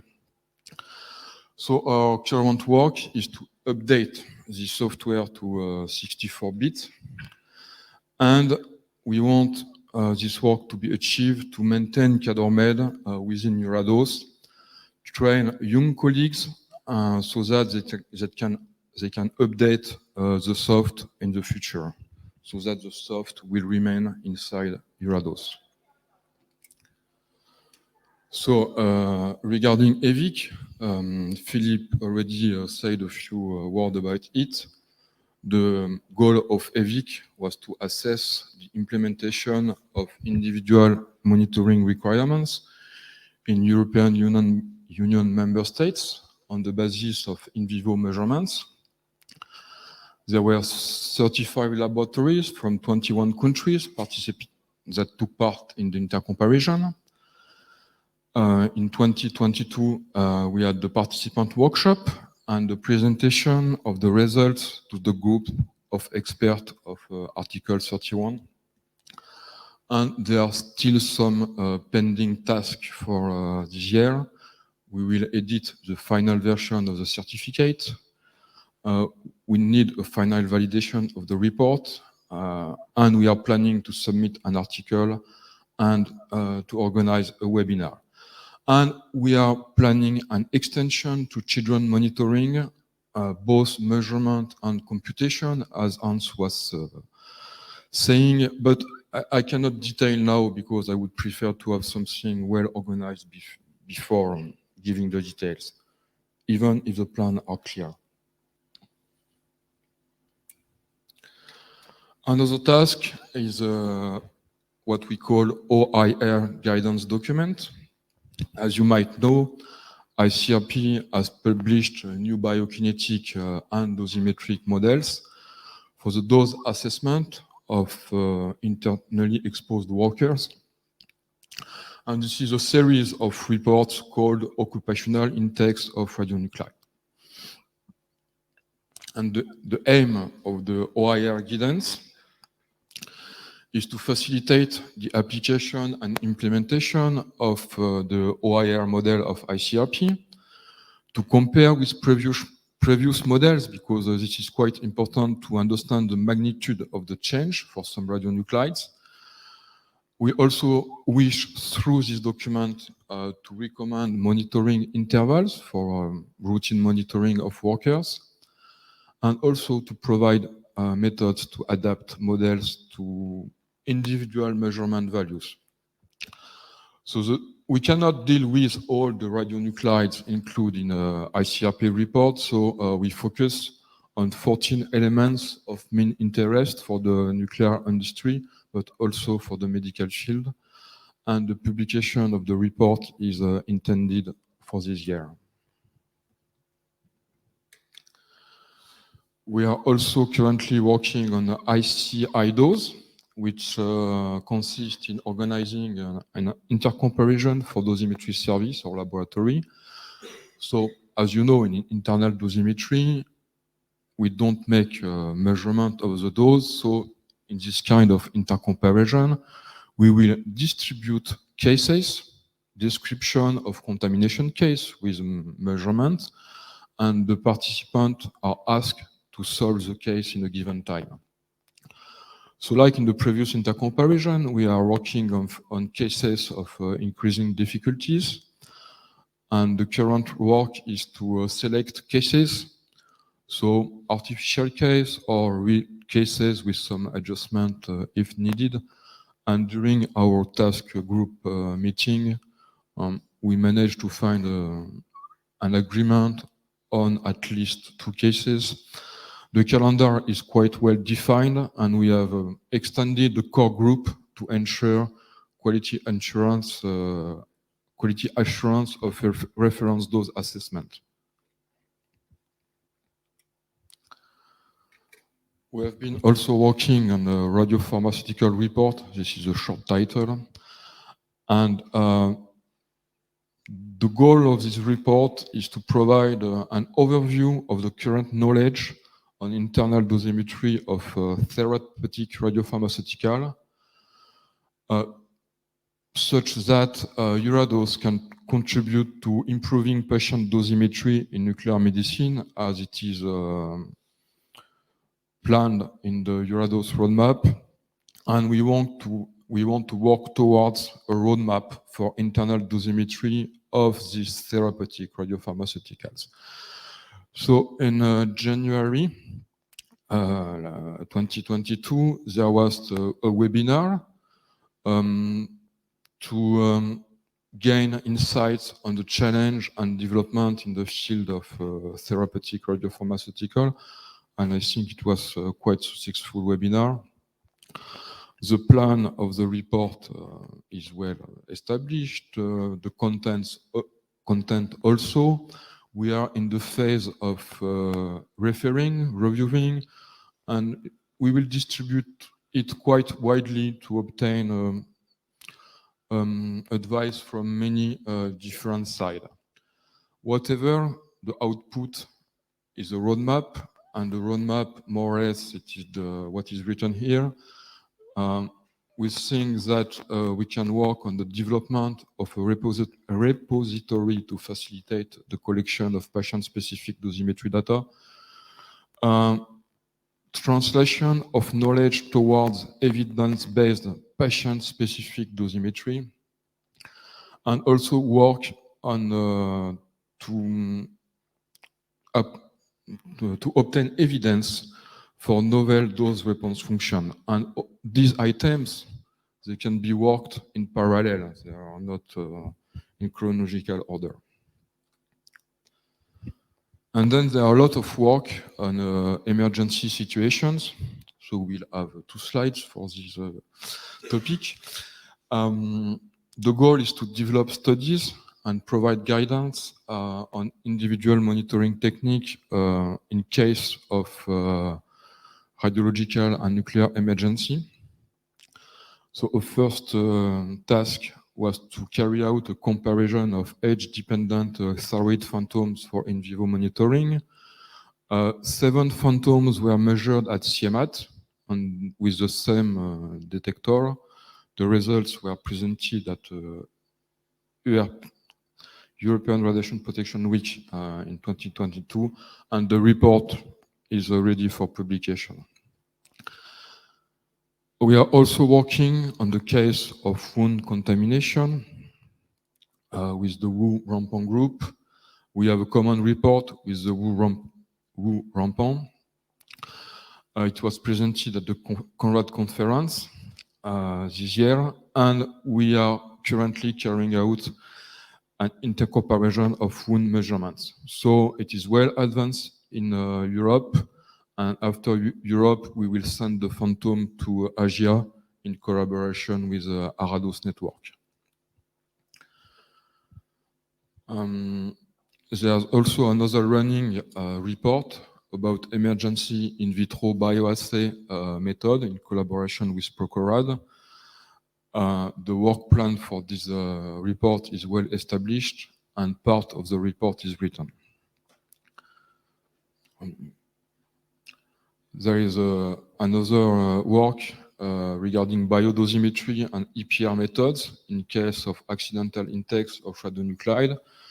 There was a workshop at the European Radiation Protection Week, and here also the work is in good progress.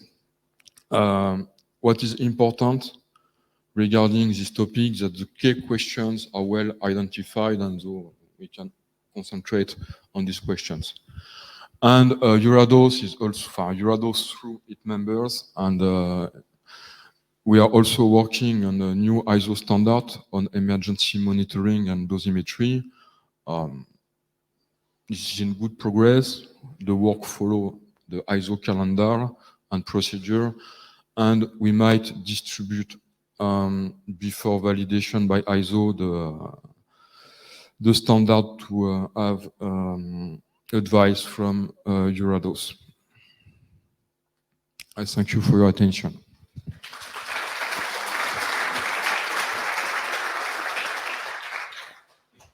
Okay, thank you. Next, working group 9, Liliana. Thank you. Hello, everybody. My name is Liliana Stolarczyk. I'm from the Danish Center for Particle Therapy, and it's my pleasure to show you the work of Working Group 9.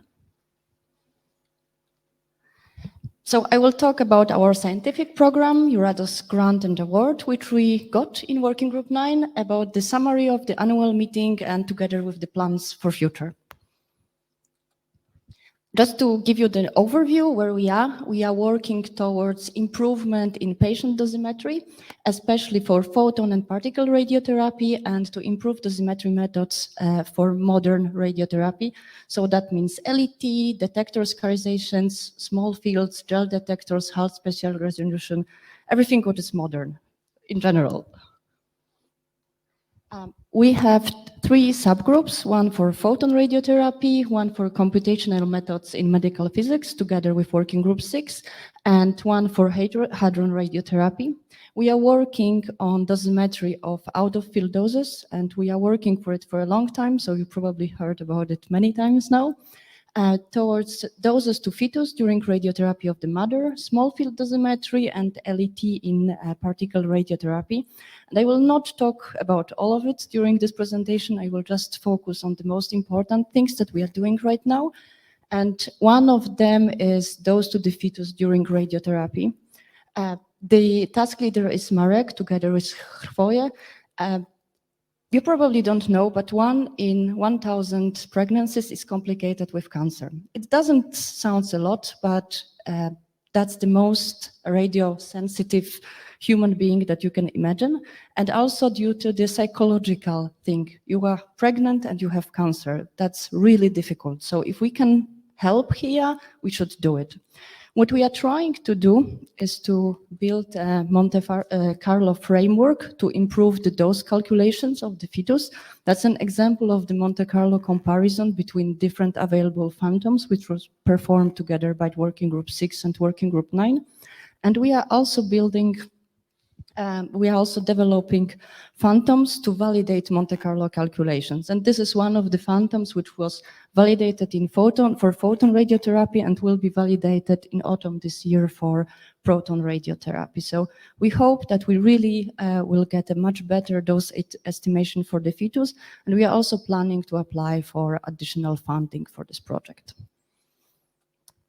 Another thing is a project which already was mentioned. That's a collaboration between different working groups. So we would like to improve in general Monte Carlo simulations for out-of-field doses.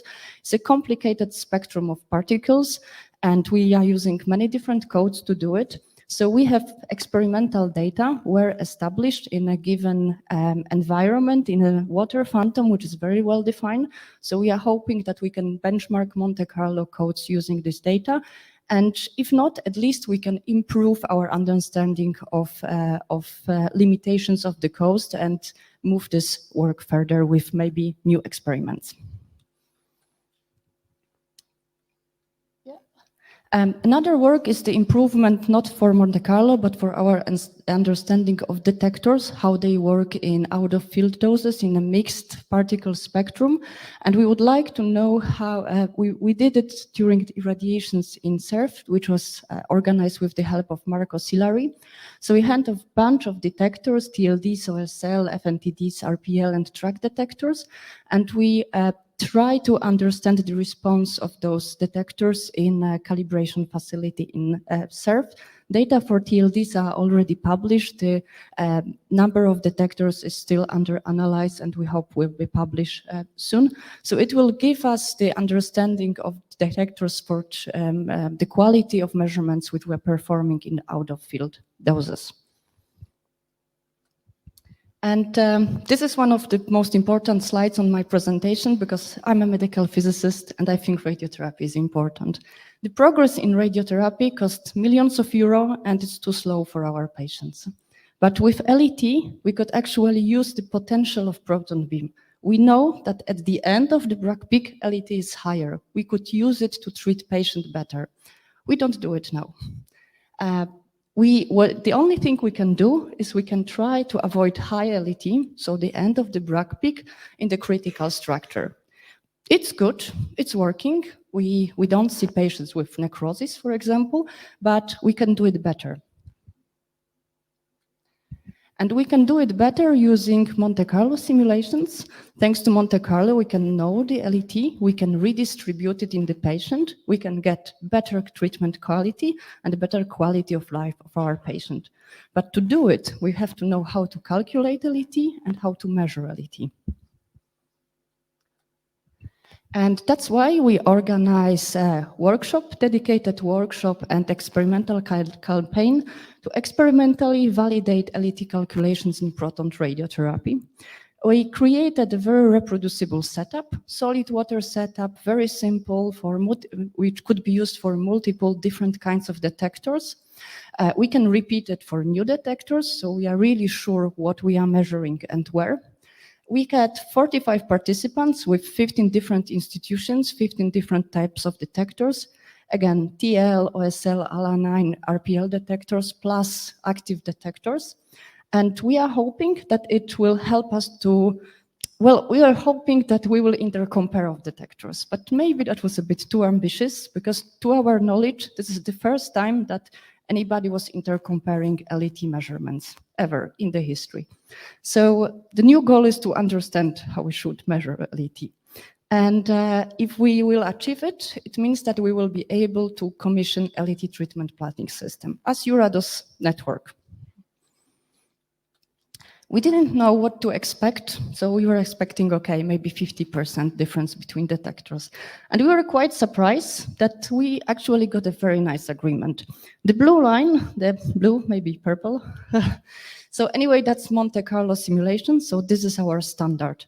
And blue are TLDs, red are OSL, green are FNTDs. So we have really good agreement between different types of detectors and Monte Carlo simulations.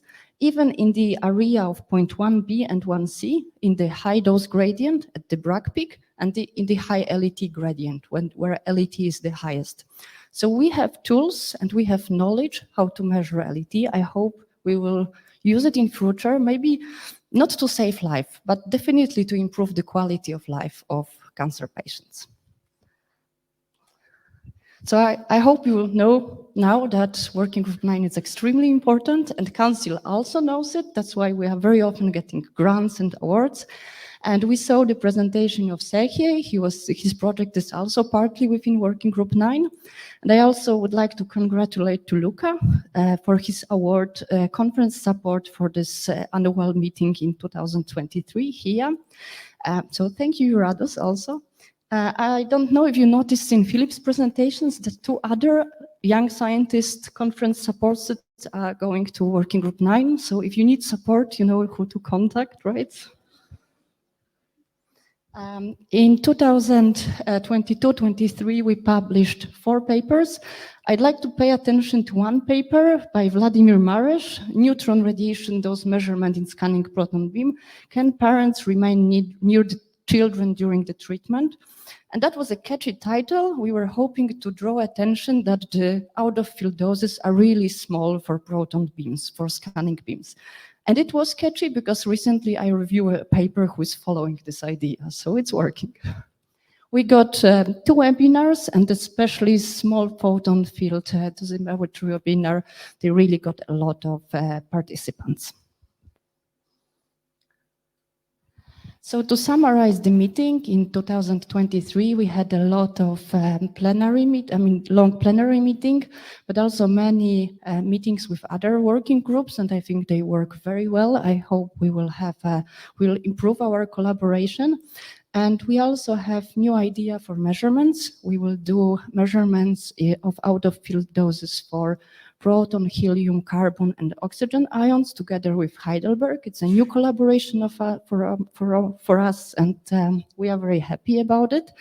And the next annual meeting will be online. So, Oliver, that's for you. Obrigado.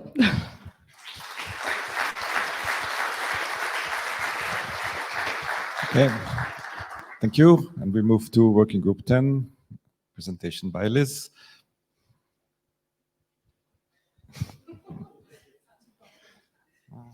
You were with the running group, so you can be fast. Fair enough.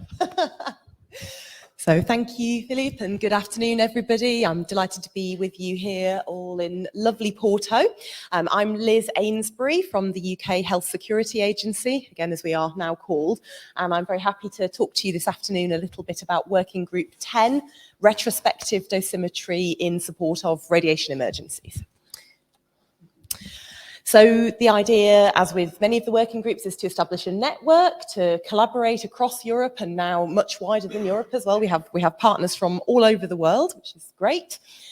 We're looking, I won't read this out, but we're looking at not only development and validation of new methods of retrospective dosimetry, but also to establish a multi-parameter approach to consider uncertainties, which are of course very important for all of us, and also to consider complicated exposure scenarios, but actually more true exposure scenarios in sort of cases of partial body or internal exposures.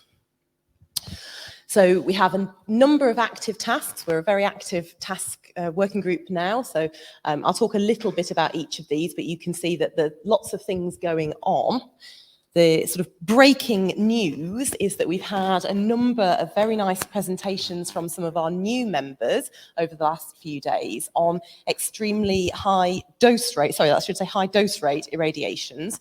So things like flash, for example. So we're looking now to put together a new task within Working Group 10, but potentially also working with colleagues in Working Groups 6, 9, 11 and 12. So we have to think about some joint objectives, I think, but this is a very important topic for the community as a whole. So we've done a lot of work on inter-laboratory comparisons, as many other task groups have. This is just a selection of a couple of the things that we've been doing, but there's the work on EPR in tooth enamel. We expect to see the final results at our autumn meeting and then have a publication on that before the end of the year. In addition, I've talked over the last couple of years about our big field test and interlaboratory comparison that took place in Sweden all the way back in 2019 now. Joint exercise with RENEB, very important for everybody in our community. Again, I won't read all of the aims out, but we wanted to try out some new things. We wanted to try combining some things in different ways, look at different types of exposures that might happen in real life as opposed to in very controlled laboratory conditions, which is what we do a lot of and we're getting good at. So I think I showed these pictures last year. We were out in a field in Sweden, so it was very nice. We had a very high dose Irradium-192 source. We had some phantoms, and we have all sorts of different materials. So mobile phones, blood samples, but also novel materials like salt, salty snacks, cigarettes, etc. To try out some of these things for biological and fortuitous physical retrospective dosimetry.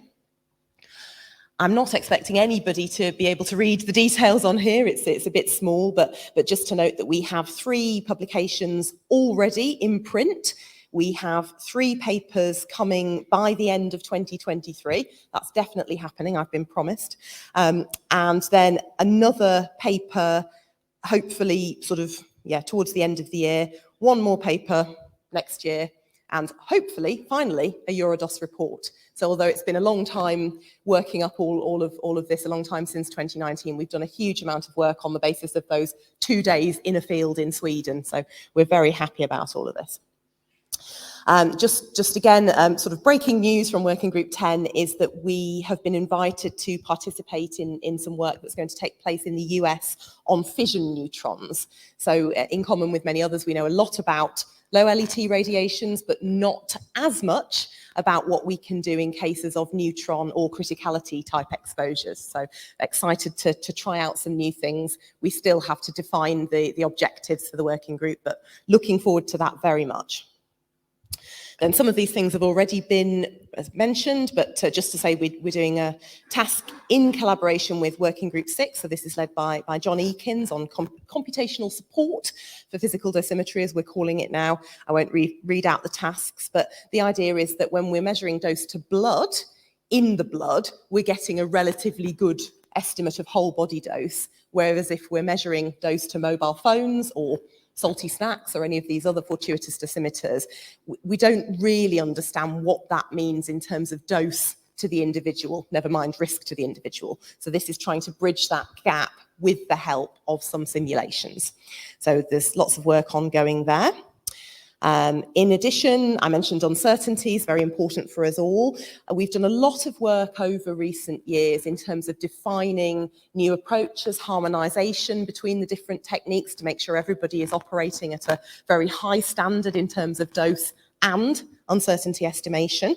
And we've done a lot of work on training courses. So one of the most exciting things that happened earlier this week was our half-day training course on how to measure and analyse luminescence signals for potential applications in radiation dosimetry. And again, you won't be able to read the details, but you can see everything on the website. We had 21 attendees. It was a very practical, focused course. People brought their problems. The code was provided to help people apply our harmonised validated methods. So it was a really nice example of Working Group 10 sharing something that we've done with the wider community and promoting good practice. So very happy about that. Again, this has already been mentioned by David, so we're working on how we can use biological dosimetry in this case in support of internal exposure scenarios. So we had a very nice workshop as a satellite to European Radiation Protection Week in October 2022. We had defined our most important questions for the community. We went into the workshop with these questions, and we came out of the workshop with some proposals for work we can do under EURADOS and work that could be externally funded. So there are applications being prepared currently, several applications in relation to this. So that's very nice. I think I'll skip those in the interests of time. So just to say thank you very much. I've totally failed, as usual, to name all of the contributors within Working Group 10, but you know, it's a fantastic working group. I really appreciate all of the energy and support and work that colleagues put in. So thank you very much to everybody in the room. And you see we had a small number on the left-hand side there last year, but quite a large number of people now. And indeed, I think we've just got to 97 full members or observers or supporters on my list of people involved in Working Group 10. So delighted to be here. Thank you very much again.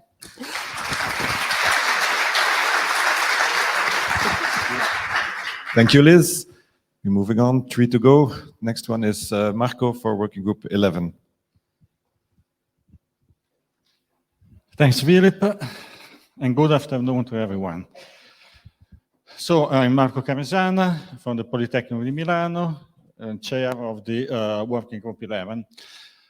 So the mission of the working group is focused on the high energy radiation field, complex and parsed field used in every application. Could be medicine, research, civil aviation, space, and so on. So we are also contributing to international standard.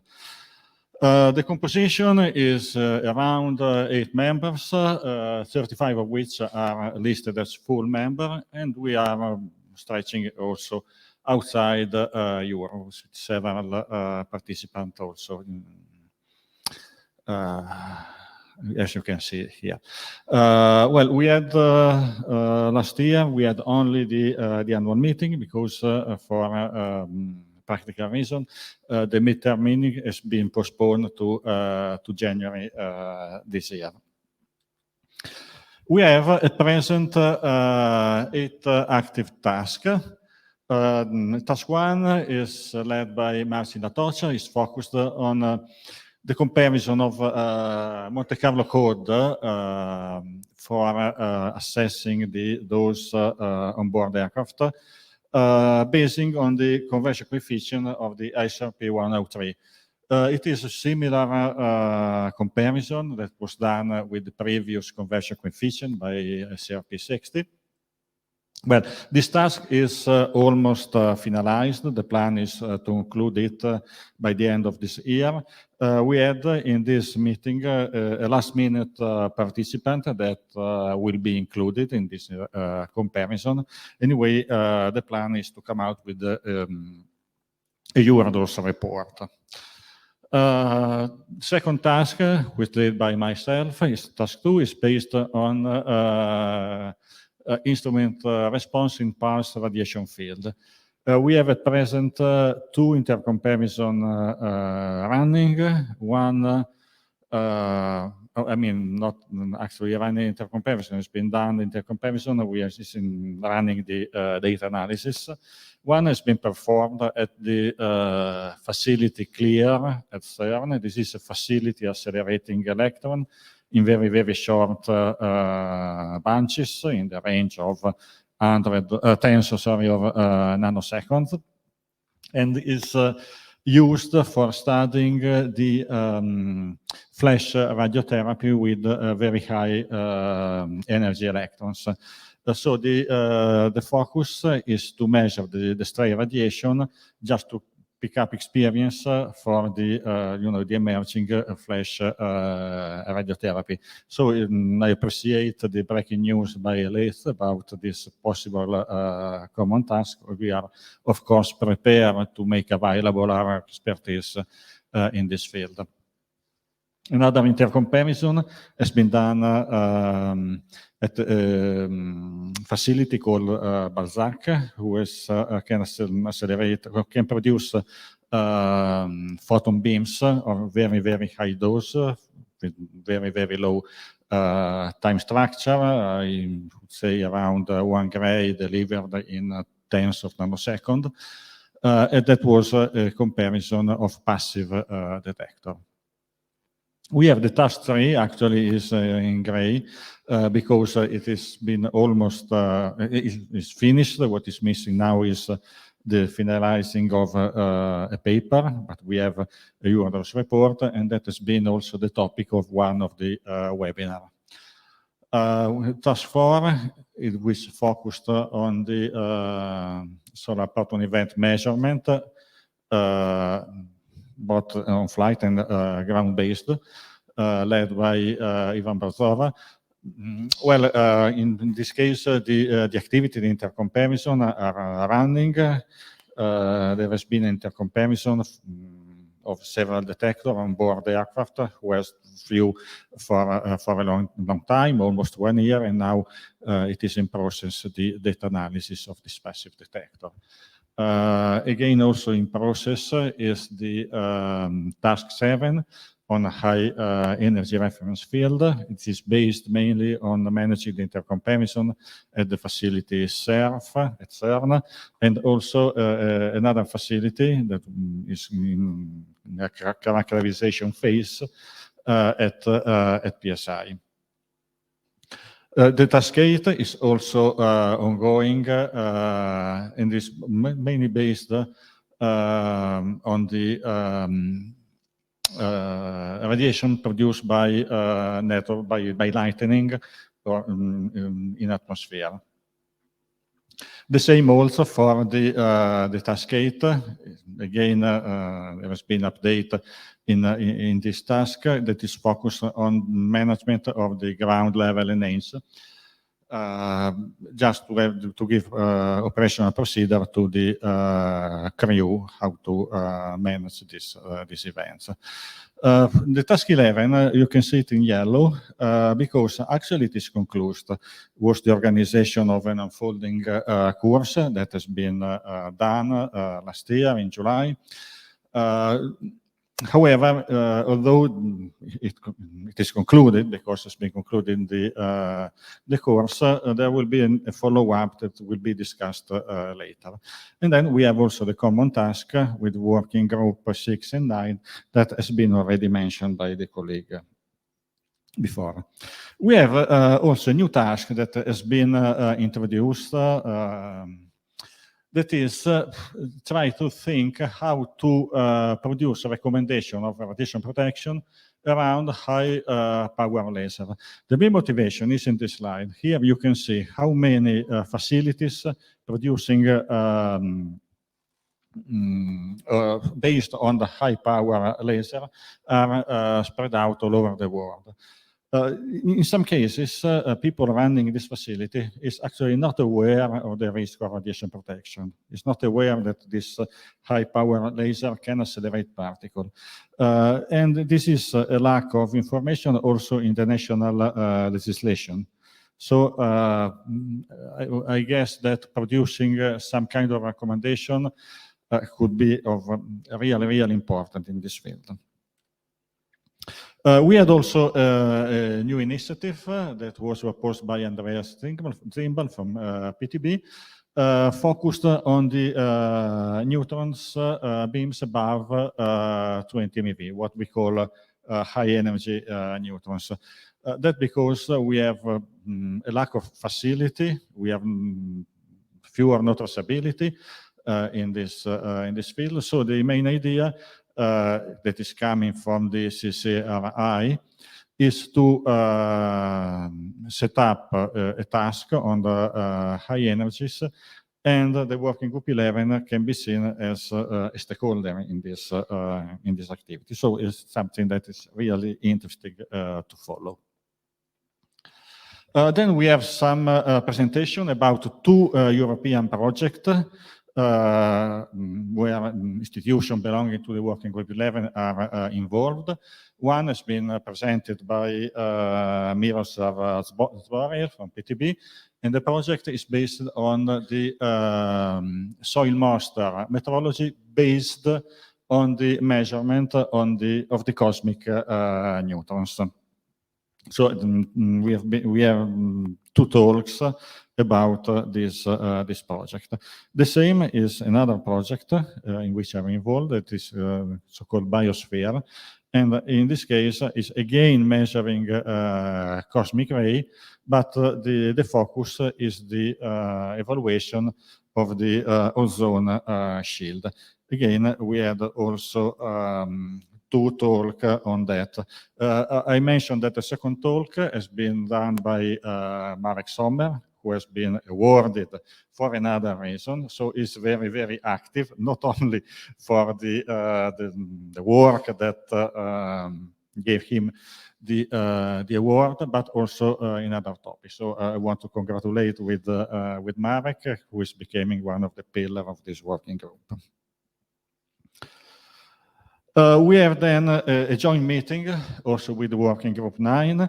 That's because we had a very, very good experience, in my opinion, of collaboration for an experiment that was done in Mastro around the machine of the Mavion, who is based on a synchrocyclotron. So the idea now is to continue this pretty good experience. So we foresee some common measurement at Heidelberg. Will be an action led by the Working Group 9, so we can participate providing active and passive detector, more or less like we have done in the past.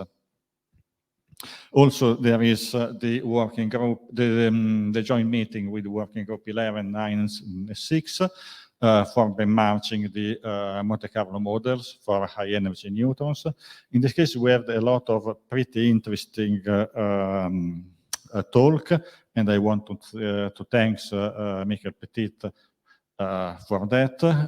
And here the focus now is moving more, not rather on the benchmarking, but on the measurement of cross-section in the energy range of interest. So we had this very, very nice talk of expert in this field.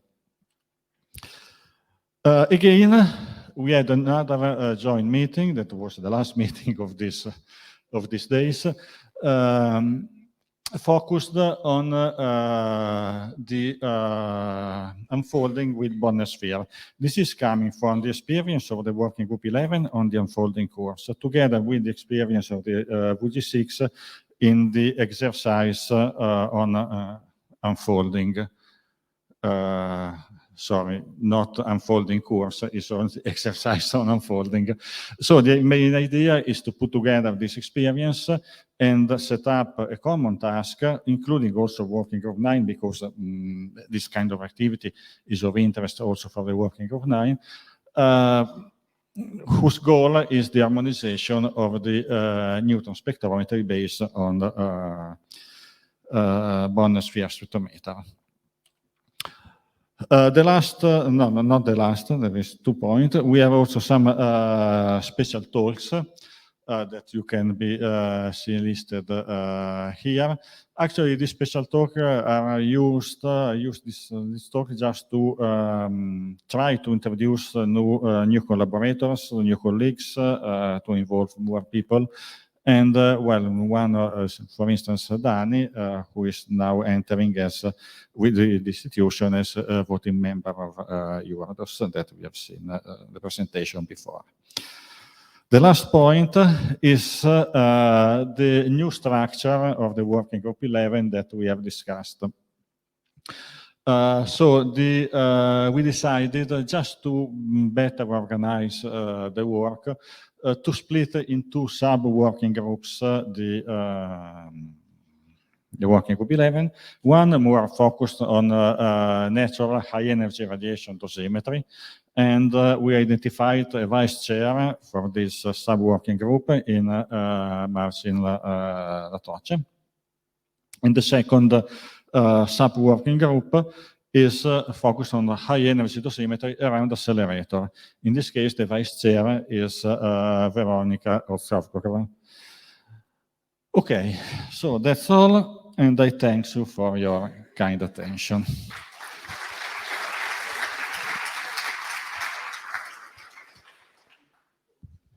Thank you. Now, number 12, and for the first time, it will be presented by Paolo. Thank you.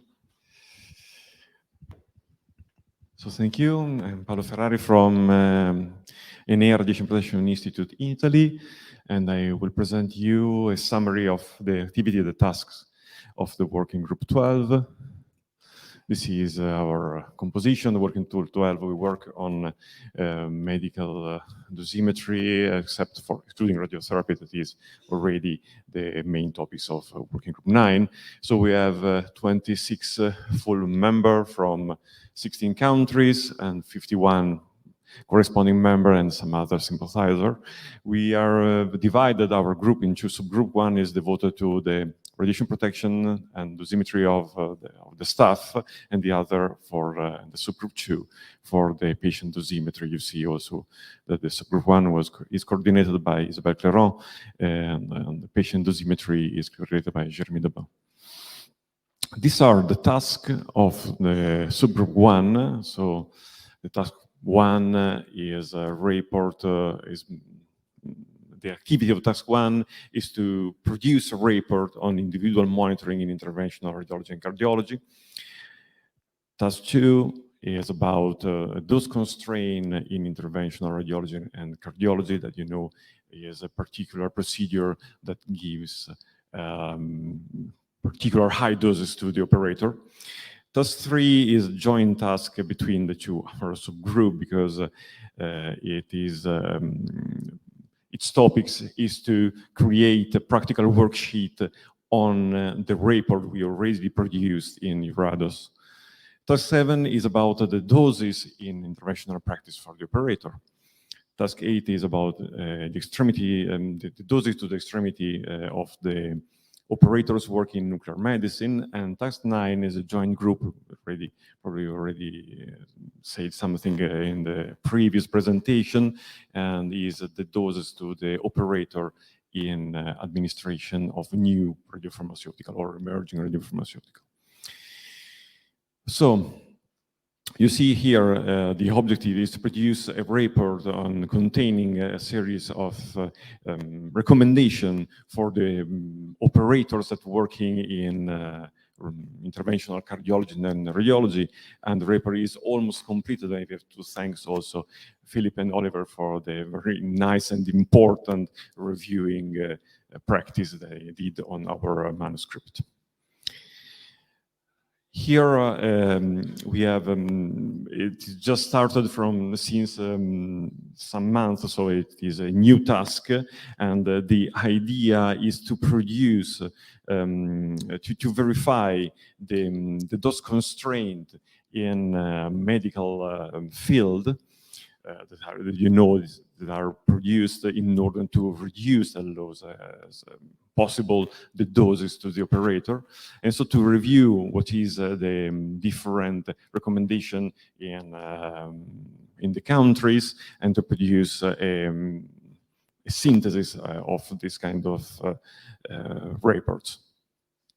We are just, you can read it. It's just a short-term and medium action, and then the long-term action, using some method to compare the effect of the protection introduced in order to reduce the doses to the operators. Task 3, as I said, is to produce a worksheet on the basis of a already produced report, and it is ongoing. So currently, it was established a methodology to be applied, and we will produce this kind of report. Task 7 is almost completed and is devoted to determine the exposure of the operators, and in particular, the effect of the position of the dosimeter on the apron for the operators working in interventional radiology and cardiology.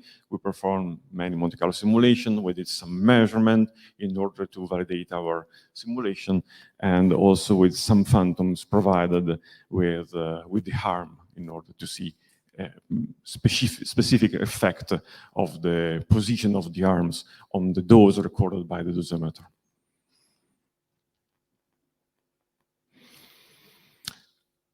The working group, the task 8 is on the dose to the extremity in nuclear medicine, and in particular is focused on new or emerging radionuclides. Was already completed some action like the questionnaire, the literature review, and in particular some tests on gallium-68.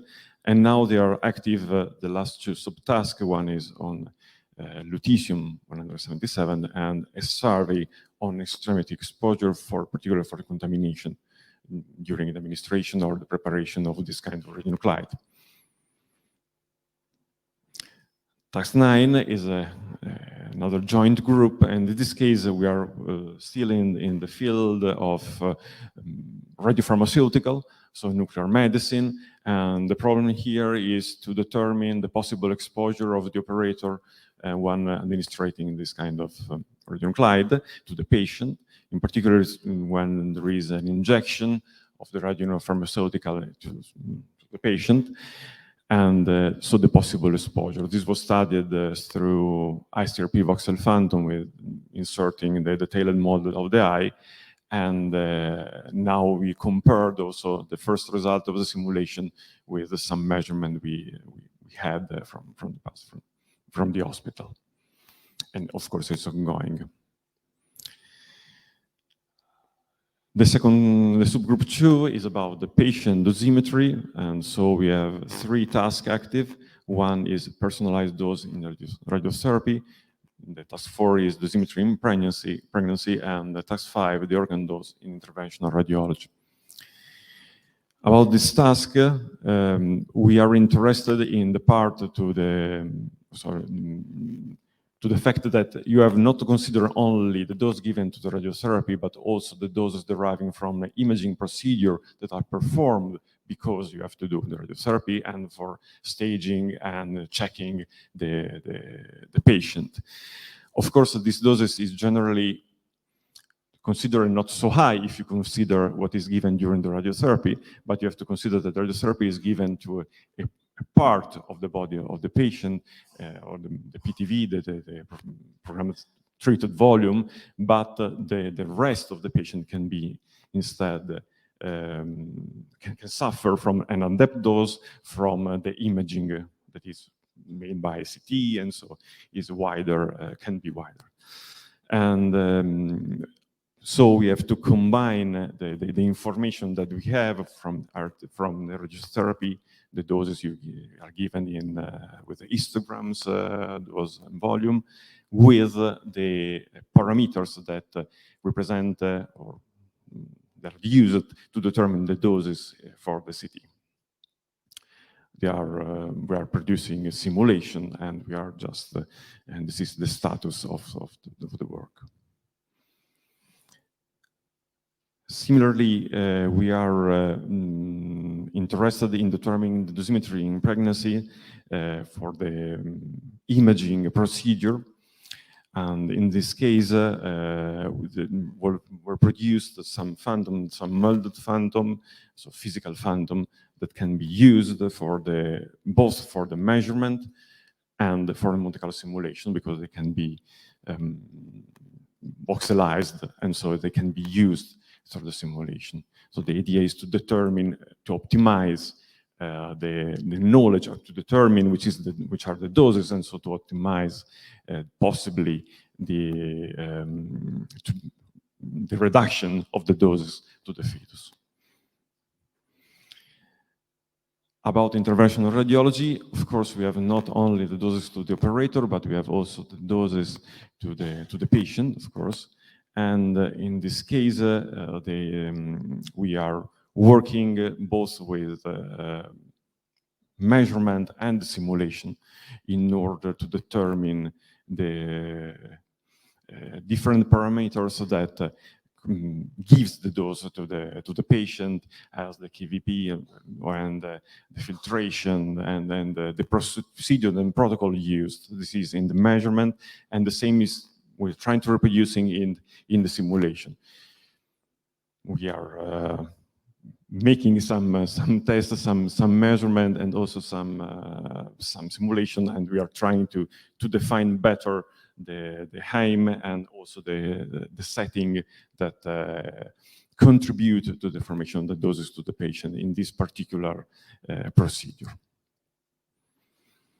And finally, we have, of course, we have some publication of the last year, and they were put on the EURADOS website, and also the participation of some conferences that are also reported in our website and communication. So that's all. Thank you.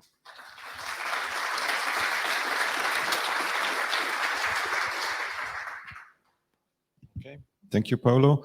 So last is the pilot group. So Weibo is leading this, but he had to go back today, I think today or yesterday, as many people from BFS. So Lara was willing to take over. Okay.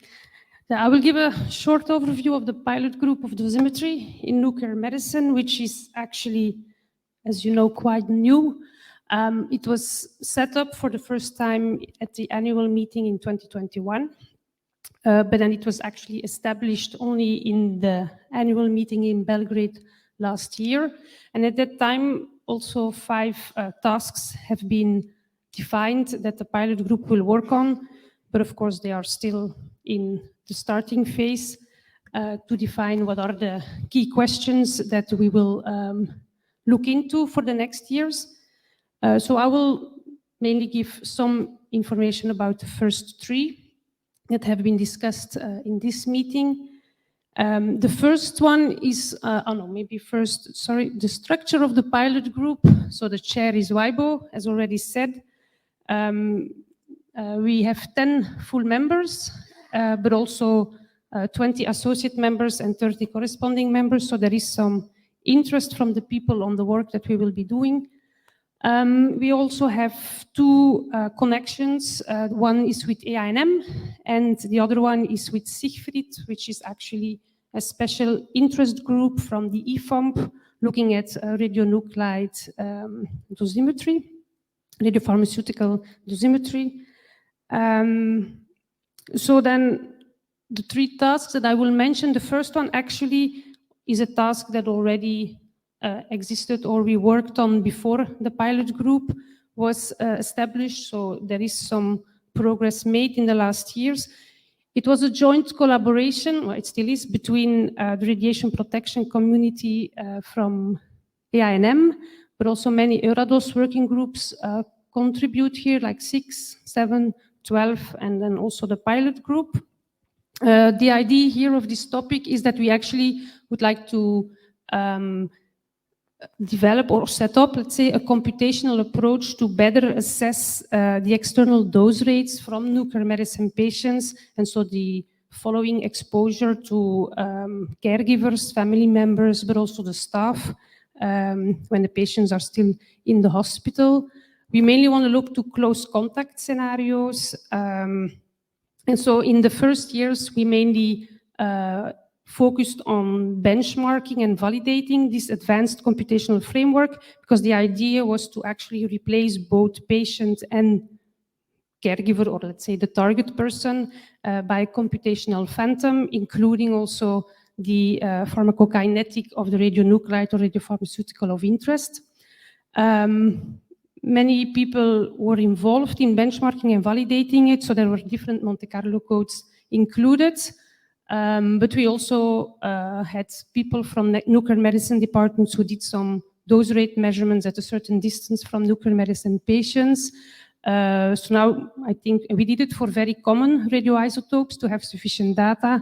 So we have all the data ready. So the first paper here is in its final stage. It's on the review of the co-authors that contributed here. And so now that we have our computational framework validated, let's say, we would like to go to the stage where we would actually like to apply it to specific realistic close contact scenarios. But okay, it means there are more challenges. We will have to start working with flexible computational mesh phantoms, which has been discussed before.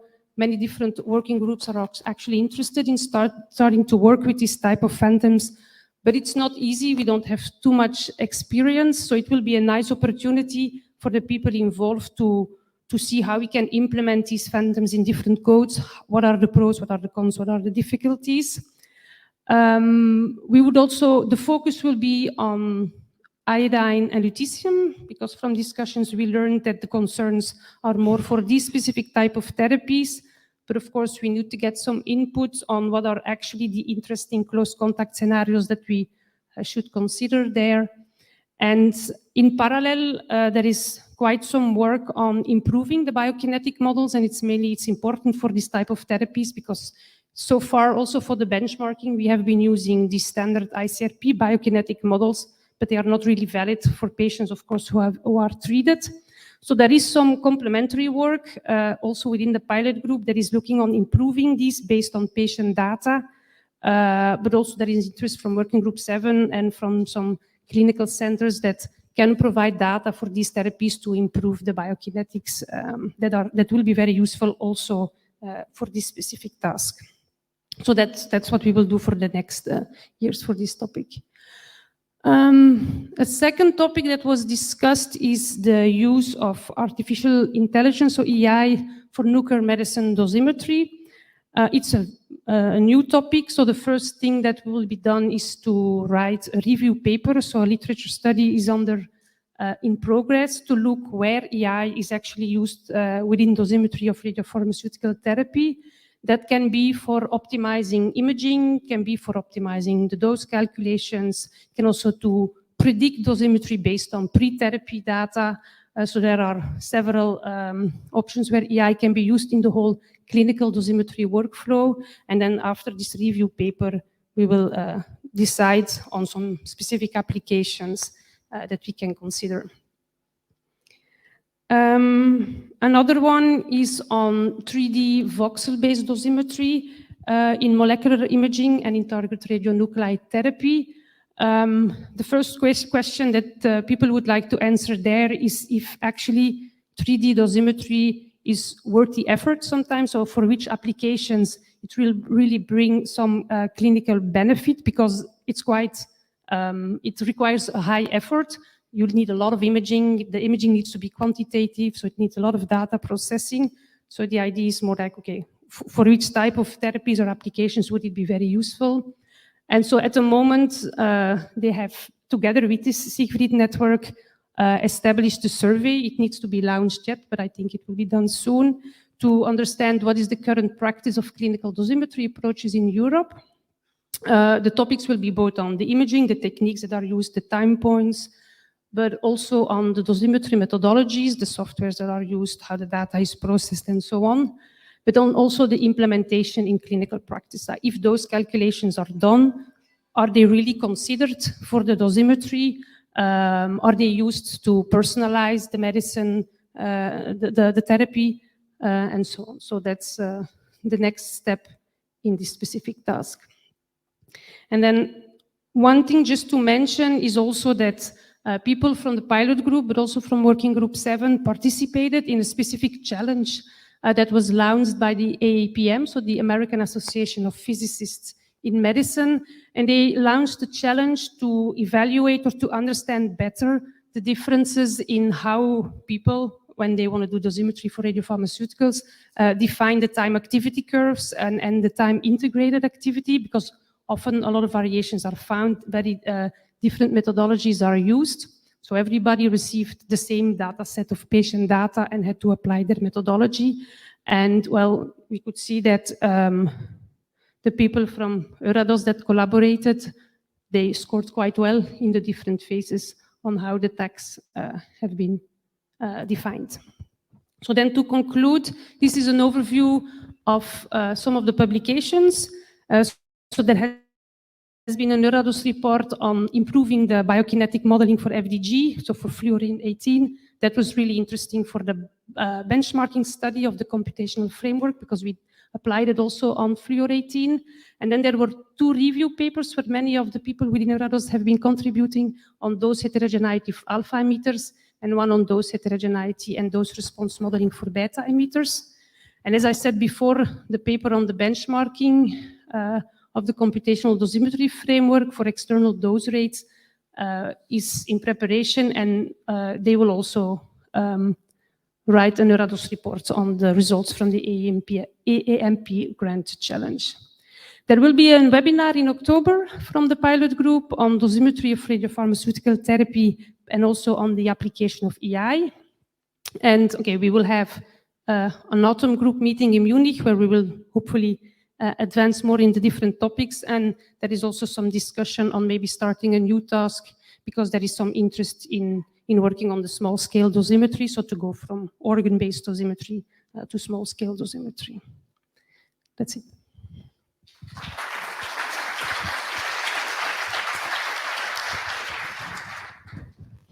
Okay, thank you. So, as each year, it was an impressive and very long list of activities. So, congratulations to all working groups, to all members, to all people who actively participate. Okay, so then that's it for this General Assembly. I think it's the first time, I'm not